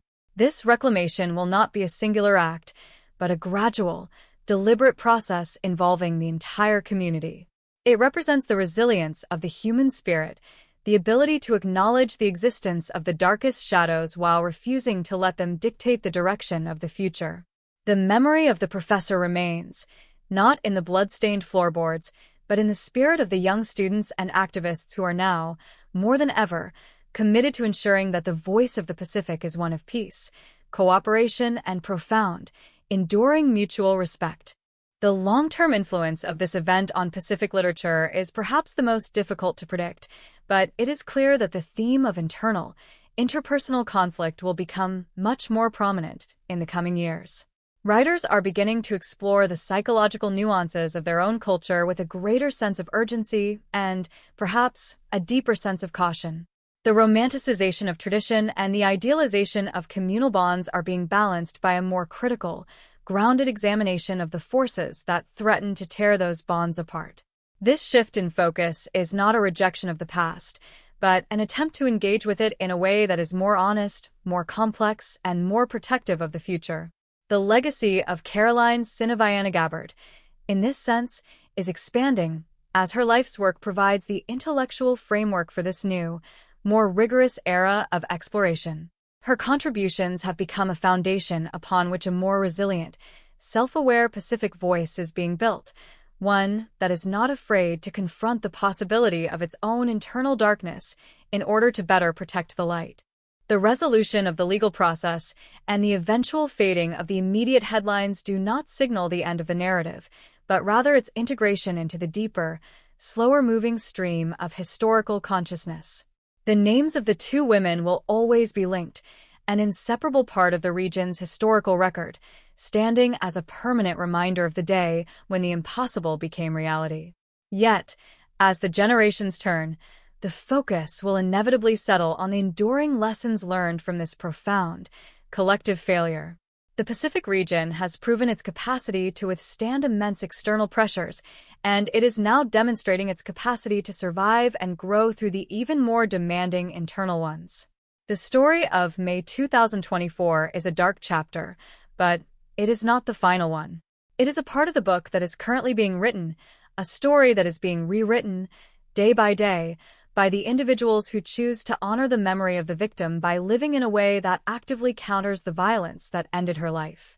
In the final analysis, the tragedy of Professor Caroline Sinaviana-Gabbard remains an open wound, but one that is slowly, painstakingly being tended to by the collective wisdom of her community. There is no easy path forward, no singular solution that can erase the horror of the event or mitigate the profundity of the loss. There is only the long, communal walk toward understanding, a path that requires the courage to face the truth, the capacity for profound empathy, and the unwavering commitment to a future where such an event remains an unthinkable anomaly. The legacy of these two lives is now a shared, public burden, one that asks every inhabitant of the Pacific to be more vigilant, more compassionate, and more protective of the fragile, essential connections that hold their world together. The silence of the Vivace Thai Theater is no longer just a silence of death. It has become a silence of introspection, a profound, resonant pause in the history of the islands that invites everyone to reconsider the value of the lives they lead, the friendships they cultivate, and the voices they choose to amplify in the ongoing, urgent, and beautiful effort to create a world where human life is held in the highest, most sacred regard, regardless of the challenges they face. The future of the region is in the hands of those who listen to this silence, who learn from it, and who, in the face of such overwhelming darkness, choose, with everything they have, to continue the work of creating, connecting, and enduring, ensuring that the legacy of Caroline Sinaviana-Gabbard persists as an eternal, vibrant, and healing force that transcends the boundaries of the past and illuminates the horizon of everything that is yet to come. The conclusion of the narrative surrounding the death of Professor Caroline Sinaviana Gabbard does not arrive as a neat resolution, but rather as a heavy, resonant period in the ongoing chronicle of the Pacific people. To look back at the arc of this tragedy is to observe a collision of immense human potential and the destructive capacity of the human heart, a phenomenon that has left a permanent, indelible mark on the landscape of contemporary island life. As the initial tremors of shock and horror have subsided into a steady, muted pulse of grief, the community finds itself grappling with the long-term stewardship of the lessons extracted from such an ordeal.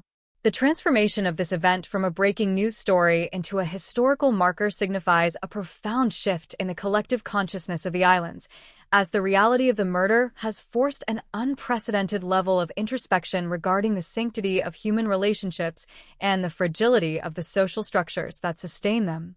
The process of mourning has evolved into a quiet, enduring commitment to the preservation of the values the victim held most dear, ensuring that her life's work as a beacon of academic excellence and cultural advocacy is not eclipsed by the darkness of her final hours, but instead becomes the foundation for a renewed, more vigilant dedication to the safety and autonomy of Pacific women.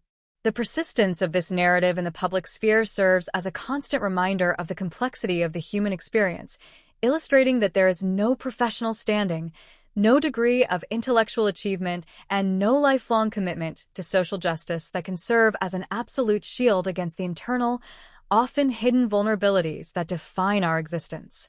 The case of Sia Figiel and Caroline Sinaviana Gabbard has become a cornerstone of sociological study within the region, a tragic case file that scholars will analyze for decades to understand the mechanisms of interpersonal collapse and the subtle, often insidious ways in which personal relationships can spiral toward catastrophe.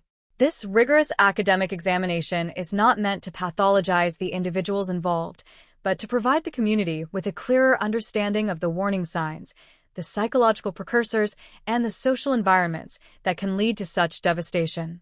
By engaging with the history of this tragedy in an analytical and compassionate manner, the people of the Pacific are actively working to build a more resilient society, one that recognizes the potential for darkness within everyone and, consequently, invests more heavily in the systems of support, mental health, and conflict resolution that can keep that darkness at bay. The legacy of the victim is being actively curated by a generation of young scholars, artists, and activists who see her life as a blueprint for the future they hope to inhabit. They are the ones who are organizing the memorial lectures, the poetry slams, and the community forums that seek to frame the tragedy within the context of resilience rather than despair. Their work is a testament to the fact that the spirit of Professor Sinaviana Gabbard continues to act as a powerful catalyst for change, even in the absence of her physical presence. The trauma of her death has been transmuted into a powerful, driving force for advocacy, inspiring a new wave of leaders who are unafraid to confront the difficult realities of domestic life, the persistence of patriarchal pressures, and the urgent need for a more inclusive, supportive culture that truly honors the voices of its women. This, in many ways, is the most profound victory over the act of violence that sought to silence her. It has ensured that her influence, her teachings, and her vision for the Pacific are now more vibrant, more urgent, and more widely distributed than ever before. In the quiet village of Vives Tai, the passage of time is slowly softening the sharp, immediate edges of the horror that once defined the art center. The community is finding its way toward a new rhythm, one that acknowledges the past while refusing to be held hostage by it. There is an unspoken agreement among the residents that the future of their shared space will be one that serves the community's highest aspirations, whether through the continuation of artistic practice or the establishment of a memorial that speaks to the themes of peace and reconciliation. This is the ultimate act of defiance against the destruction of the past. It is the refusal to let the site of a tragedy become a monument to despair.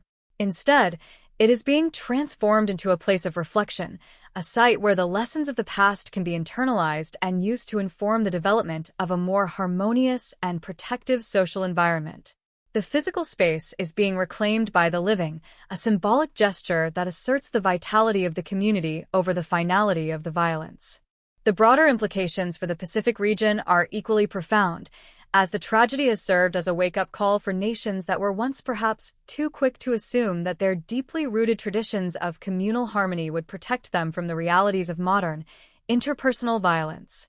The event has prompted a fundamental reassessment of how these islands interact with the outside world, how they internalize the pressures of modern life, and how they provide for the psychological well-being of their citizens in an increasingly fragmented, high-pressure society. The commitment to a more holistic, wellness-centered approach to governance and social life is becoming a central tenet of the regional political and social agenda, driven by the sobering realization that the costs of failing to address these issues are, quite literally, life and death. The memory of the two women who were once at the heart of this tragedy is now a driving, underlying force in every major initiative to improve the quality of life, the safety of the individual, and the strength of the social fabric across the islands. As we reach the conclusion of this long, arduous, and deeply emotional retelling, it is essential to return to the core of the human experience that was so violently interrupted on that day in May. We are reminded that every individual, regardless of their status or the impact of their contributions, is a vessel of immeasurable potential, and their loss, particularly in such a senseless manner, is an affront to the entirety of the human collective. The story of Caroline Sinaviana Gabbard is a story of a life lived with purpose, a life that aimed to expand the boundaries of the possible and to defend the dignity of those who had been relegated to the margins. The fact that her journey was cut short by the hands of a friend is a reality that we will never be able to fully comprehend, but it is one that we must confront, analyze, and learn from if we hope to build a world where such a thing can never happen again. The silence that fell over the Pacific in the aftermath of her passing is now a silence of profound, collective purpose, a quiet resolve to ensure that her vision for a more just, equitable, and compassionate society is finally, fully realized. The history of the region will continue to move forward, carried on the shoulders of those who have been forever changed by this tragedy.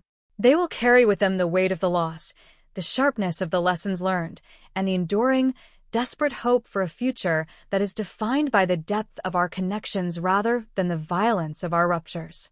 The story ends here, within the pages of this account, but it lives on in the daily actions, the renewed commitments, and the steadfast perseverance of a people who have looked into the abyss and, rather than being consumed by it, have chosen to turn toward the light.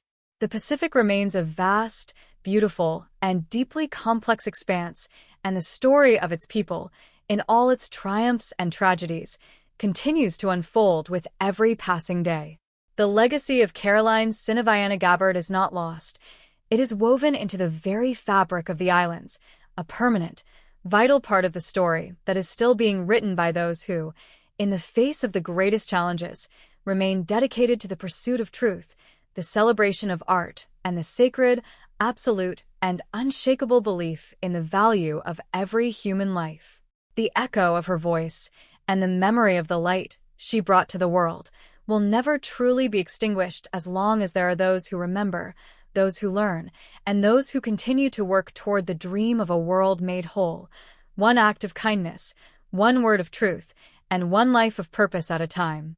The final reflection on the tragedy of May 2024 requires us to step back from the specific details of the crime, the legal complexities of the trial, and the immediate ripples of grief that followed, to contemplate the broader, more enduring existential inquiry that this event forces upon all of us. When we consider the lives of Professor Caroline Sinaviana Gabbard and Sia Figuel, we are not merely looking at a victim and a perpetrator. We are witnessing the tragic dissolution of a shared human endeavor, the effort to understand ourselves and our place in the world through the power of language. Their lives were dedicated to the meticulous construction of meaning, the articulation of pain, and the pursuit of justice for those whose voices had been systematically suppressed by the structures of power. That this endeavor ended in a violent, nonsensical rupture is the ultimate indictment of our collective fragility. It suggests that even the most refined, most articulate, and most dedicated minds are subject to the same primitive, chaotic forces that have haunted human history since its inception.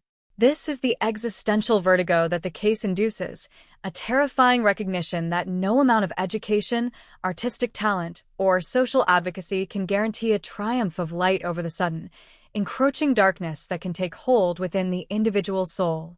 The silence that persists in the aftermath of such a tragedy is not empty. It is pregnant with the questions we are perhaps most afraid to ask. We must confront the uncomfortable possibility that the brilliance of the human mind is fundamentally detached from the visceral, often unpredictable nature of the human spirit.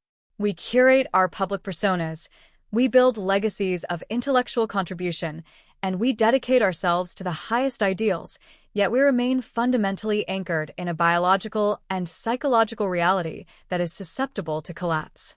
The tragedy serves as a profound, sobering reminder that our intellectual achievements are not a fortress, but a delicate, temporary structure. To live with this realization requires a profound level of humility, an acceptance of our inherent limitations, and a renewed focus on the importance of the present moment, the quality of our interpersonal connections, and the necessity of radical, unwavering compassion in our daily lives. If we cannot prevent the darkness from occurring, we must at least commit to building a world that is capable of absorbing, processing, and transcending it, rather than being consumed by it. The memory of the victim, Professor Sinaviana Gabbard, must be preserved as an active, living force rather than a passive, historical artifact. This means we must not merely celebrate her accomplishments, but actively engage with the questions she raised, the challenges she posed to the academic establishment, and the vision she held for a more just and sustainable Pacific. Her work is a call to action, an invitation to continue the labor of building a society that is not just more knowledgeable, but more fundamentally human. To honor her is to continue the work of creating, connecting, and defending the dignity of the marginalized. It is to recognize that her life was a testament to the fact that meaning is not found in the finality of our actions, but in the persistence and the integrity of our efforts. Her absence leaves a void that can only be filled by the collective determination of those who remain, a determination to ensure that the light she brought to the world continues to expand, reaching into the corners where others are still struggling to be heard. In considering the fate of Sia Figiel, we are forced to grapple with the uncomfortable complexity of human accountability. We are tasked with holding the individual responsible for their actions while simultaneously acknowledging the tragic, multifaceted circumstances that contribute to such a collapse. This is not about excusing the violence, but about understanding it in all its horrific dimensions so that we may better defend ourselves against it. The story of Figiel is a cautionary narrative that speaks to the necessity of addressing trauma long before it manifests as catastrophe. It is a reminder that the health of a society is measured not just by its leaders, but by the safety and the stability of its most vulnerable members, including those who are charged with the responsibility of speaking for the rest of us. We must foster environments where individuals feel empowered to seek help, to acknowledge their vulnerabilities, and to work through their struggles without the fear of judgment or the pressure to perform a public, intellectualized version of their own pain. The cost of failing in this duty is, as we have seen, far too high to justify our collective negligence. The regional identity of the Pacific, often romanticized as a paradise of communal values, has been profoundly reconfigured by this event. It is no longer possible to rely on the comfort of tradition or the stability of local customs as a sufficient defense against the challenges of the modern era. The islands are now clearly part of a global landscape characterized by high-pressure transitions, the erosion of old structures, and the emergence of new, often unpredictable, social stressors. The path forward for the Pacific is one that requires a synthesis of ancient wisdom and modern systemic innovation, particularly in the realm of psychological and emotional support. The tragedy has effectively removed the blinders, exposing the urgent need for institutionalized care, community-based mental health programs, and a more robust, egalitarian approach to social development. The future of the Pacific will be defined by its ability to transition from a reliance on the strength of its past to a commitment to the resilience of its present, ensuring that every individual, regardless of their role or their background, is provided with the resources they need to navigate the complexities of contemporary existence. As we look toward the horizon, The weight of the past serves not as a chain, but as a compass, pointing us toward the necessary work that lies ahead. The tragedy is a defining, unavoidable part of our history, but it is not the totality of our destiny. We are the architects of the narrative that follows, and we have the power to infuse it with the qualities that were so tragically absent in the final moments of that May weekend: empathy, restraint, clarity, and an unshakable commitment to the preservation of life. We must choose to act with intention, to build structures that are not only efficient but fundamentally humane, and to nurture communities that are capable of holding one another through the moments of intense, overwhelming darkness. This is the only way to pay true homage to the life and the memory of Caroline Sinaviana-Gabbard, and it is the only way to ensure that the silence that once fell over the theater in Vives Thai is finally replaced by the voices of a generation that has learned from the past and is now determined to create a future that is defined by the depth, the beauty, and the enduring strength of its human spirit. Ultimately, the story of this tragedy ends where it began, in the quiet, reflective space of the human heart. It is here that we decide the value of the lives we encounter, the integrity of the bonds we forge, and the ultimate meaning of the time we are afforded on this earth. The loss of Professor Sinaviana-Gabbard is an irreparable wound, but it is also an invitation to a deeper, more profound engagement with the essence of what it means to be alive. We must hold fast to the realization that every human life is a world unto itself, a unique, irreproducible light that must be protected with the utmost care. In the wake of such profound destruction, the act of creation, the effort of connection, and the pursuit of understanding remain our most essential, most noble, and most vital responses to the reality of our shared, precarious existence. The echoes of that May afternoon will eventually fade, but the resolve they have sparked will live on, a persistent, undying flame that illuminates the way forward, ensuring that the legacy of those who were lost is not found in the finality of their ending, but in the enduring, light-filled impact of the lives they led, the truths they courageously articulated, and the indelible, hope-filled mark they left upon the world. A mark that encourages every one of us to continue the work, to keep writing our own stories, and to always hold the light for one another, even and especially when the world seems to have fallen into the most profound and impenetrable of shadows. The story continues, and it is up to us, to every single one of us, to ensure that the chapters that follow are defined by the courage, the compassion, and the unwavering humanity that we owe to one another in the name of all those who have paved the way and all those who are yet to come, in the vast, beautiful, and sometimes terrifyingly unpredictable ocean of our shared human journey. As the final chapter of this profound tragedy closes, we are left to contemplate the enduring resonance of the events that transpired in Vives Thai. The murder of Professor Caroline Sinaviana-Gabbard and the subsequent psychological collapse of Sia Figiel stand not merely as a localized crime but as a permanent, haunting landmark in the collective memory of the Pacific region. When we look back upon the arc of these lives, we are compelled to acknowledge the immense, unquantifiable loss that has occurred. The death of Professor Sinaviana-Gabbard represents the extinguishing of a lighthouse that guided generations of students, writers, and advocates toward a deeper understanding of their own cultural identity and their responsibility to the environment and to one another. Her absence is a palpable void, a silence that lingers in the halls of academia and the chambers of the literary circles she once enlivened with her sharp intellect, her poetic grace, and her unwavering commitment to the principles of truth and justice. The tragedy forces us to confront the terrifying instability of human achievement, reminding us that even the most grounded, most influential, and most enlightened individuals remain perpetually susceptible to the sudden, uncontrollable currents of interpersonal conflict and psychological decay. The story, in its final form, serves as an essential, if deeply painful, record of our collective vulnerability. It is a narrative that challenges the idealized visions of communal harmony that often dominate the discourse surrounding Pacific Island life, forcing a more grounded, honest examination of the tensions that exist beneath the surface of even the most respected societal structures. By choosing to face this history directly, without the buffer of euphemism or the comfort of easy excuses, the community is engaging in a necessary, albeit arduous, act of self-preservation. This process of confronting the darkness is the only viable path toward a future that is not defined by the repetition of such horrors, but by the conscious, deliberate cultivation of the qualities, empathy, vigilance, and the recognition of our shared, fragile humanity that are required to prevent their recurrence.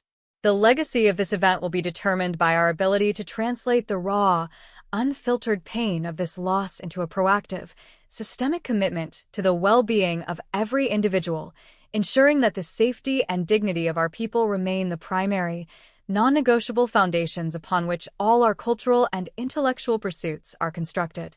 As we move forward, the memory of Professor Caroline Sinaviana Gabbard will continue to serve as a call to action. Her life's work, which spanned the complexities of academic theory and the urgency of environmental advocacy, offers a framework for a more resilient and self-aware engagement with the world. We honor her not through the static veneration of her past achievements, but through the active continuation of the labor she began, the work of articulating the truths of the Pacific, defending the autonomy of its women, and maintaining the intellectual and cultural spaces that allow such voices to flourish. This is the ultimate, necessary defiance of the violence that sought to silence her. By refusing to let her work fall into obscurity, and by actively mentoring the next generation of thinkers in the traditions of intellectual rigor and compassionate advocacy that she championed, we ensure that her influence remains a living, evolving force. The tragedy may have brought her journey to a premature and brutal end, but it has not been able to truncate the trajectory of the ideas she planted, which now continue to germinate in the minds and actions of those who refuse to allow her light to fade. In the case of Sia Figiel, the finality of the legal outcome and the irreversible nature of her actions leave us with a narrative of profound, unresolved complexity. Her life remains a stark, cautionary testament to the devastating speed with which the human mind can lose its mooring, particularly when it becomes untethered from the communal supports and the rational discourse that are essential to the navigation of intense emotional or psychological stress. The story of her descent is not one that invites simple condemnation, but rather one that demands a deep, systemic commitment to the early identification of and intervention for mental health crises, particularly within high-stakes, creative, and intellectual environments. We are left to grapple with the knowledge that the artist who once exposed the darkest truths of society was ultimately claimed by the very shadows she sought to illuminate. This reality serves as a permanent, chilling reminder of the necessity of an environment that does not merely celebrate the products of genius, but prioritizes the human beings who are capable of producing such work, ensuring that they are supported with the same depth of care and concern that we demand for the broader community. The regional impact of this event continues to manifest in the ongoing shift toward a more comprehensive and inclusive framework for social stability. The Pacific Islands are currently engaged in a transformative period of development, one that increasingly integrates the traditional wisdom of their cultures with the essential requirements of modern, evidence-based mental health care and social policy. The tragedy has acted as a catalyst, accelerating the transition away from the cultural norms of silence and toward a new era of transparency and collective responsibility. This transformation is not a rejection of the past, but a necessary evolution, one that recognizes that the preservation of their unique identity is inextricably linked to the ability of the society to protect its most vulnerable members and to provide a safe, supportive environment for all. The lessons of Vives Tai are now woven into the fabric of this ongoing project, a constant, necessary reminder of the costs of negligence and the imperative of a proactive, compassionate commitment to the holistic health of every individual. As we conclude this examination, we are reminded that the story of humanity is, at its core, a story of the bonds we forge with one another and the extreme, often unpredictable fragility of those connections. The tragedy of May 2024 is a brutal chapter, but it is not the final word in the history of the Pacific people. The true story is written in the daily, unglamorous efforts of those who, despite the darkness they have witnessed and the grief they have endured, continue to choose the path of connection, the work of creation, and the pursuit of a shared, prosperous, and fundamentally humane future. Their story is one of enduring strength, of the ability to withstand the most profound of tests, and of the unwavering, quiet, and beautiful persistence of the human spirit in its eternal quest for light, for meaning, and for the preservation of the sacred, irreducible value of every life it encounters. The echo of the voices that were lost continues to resonate, not as a haunting, but as an inspiration, a resonant, guiding frequency for all those who are currently engaged in the work of building a world that is worthy of the memories of those who came before. The narrative arc of this account has sought to honor the complexity of the life and death of Professor Caroline Sinaviana-Gabbard, ensuring that her legacy is remembered with the depth, the nuance, and the respect it rightfully deserves. We have looked into the silence, acknowledged the horror, and sought to extract the lessons that are necessary for the survival and growth of the community.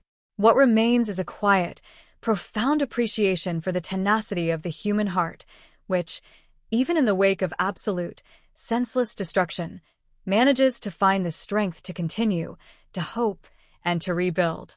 The story of the Pacific is, in the final analysis, a story of life that defies the shadows, of voices that refuse to remain silent, and of a collective, deepening commitment to the values of peace, equity, and the absolute, unshakable dignity of all human beings.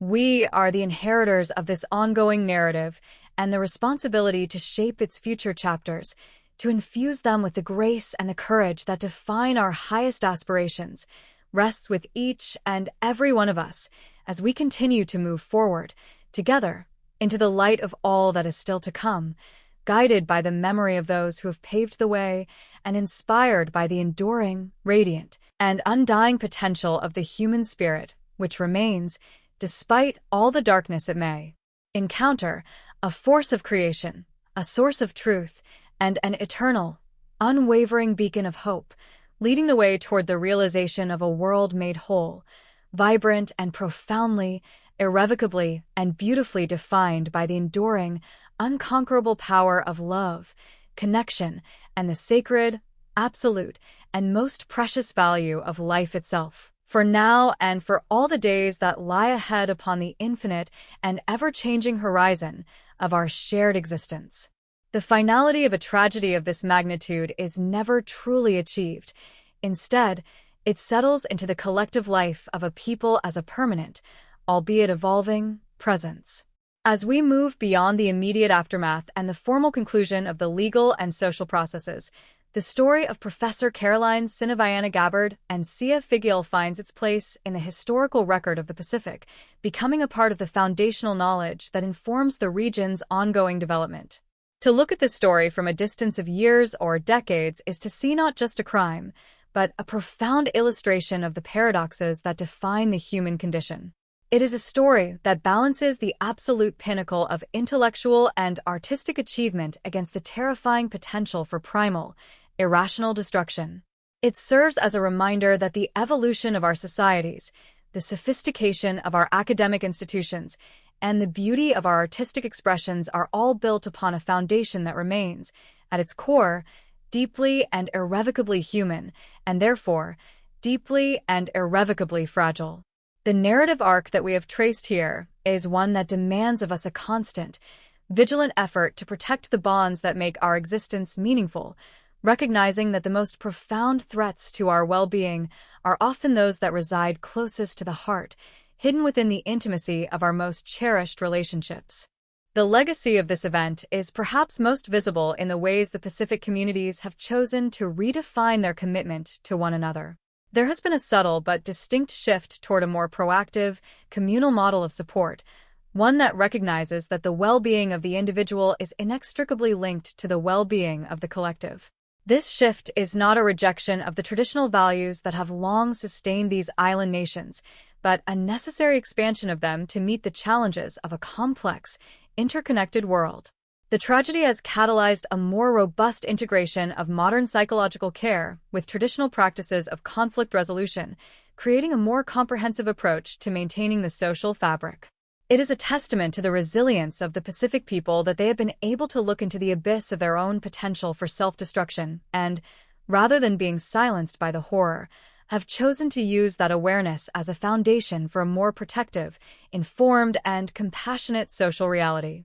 The memory of the lost, while painful, is now a driving force for the creation of a future where the safety and dignity of the individual are held in the highest, most absolute regard, ensuring that no voice is ever again extinguished by the violence that seeks to silence it. For the academic world, the legacy of Professor Sinaviana Gabbard continues to serve as a beacon of intellectual integrity and the importance of the voice of the Pacific. Her contributions to the field of literary study and her tireless advocacy for the environment have become an essential part of the curriculum, ensuring that the next generation of scholars is well-versed in the necessity of linking academic inquiry to the lived reality of their people. Her work remains a foundational text, one that challenges students to think critically about the pressures of cultural identity, the ethics of global citizenship, and the responsibility of the intellectual to be an active, positive force within their own society. The tragedy that took her life has not silenced her. Instead, it has imbued her words with a greater sense of urgency and profound significance, turning her life's work into a living monument that continues to inspire, to challenge, and to guide the pursuit of knowledge toward the higher goal of a more just and sustainable world. She remains a presence, not in the quiet halls of her former institution, but in the vibrant, ongoing conversations of those who continue to build upon the vision she set forth, ensuring that her impact remains an enduring, vital, and truly transformative force within the intellectual life of the region and beyond.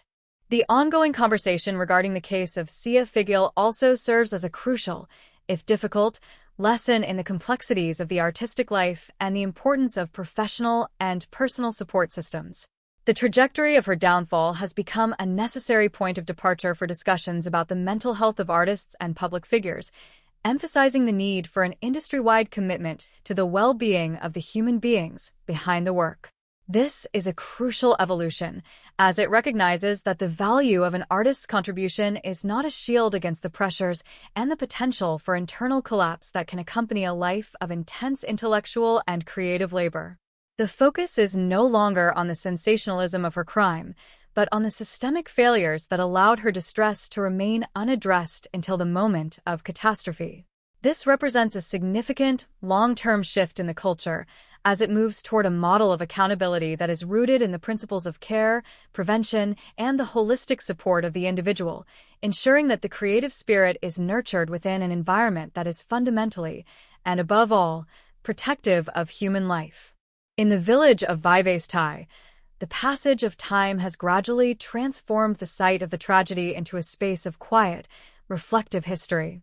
The community has made a conscious choice to not let the horror define the landscape, but to integrate the memory into their broader understanding of the past, using it as a reference point for the values they hold for the future.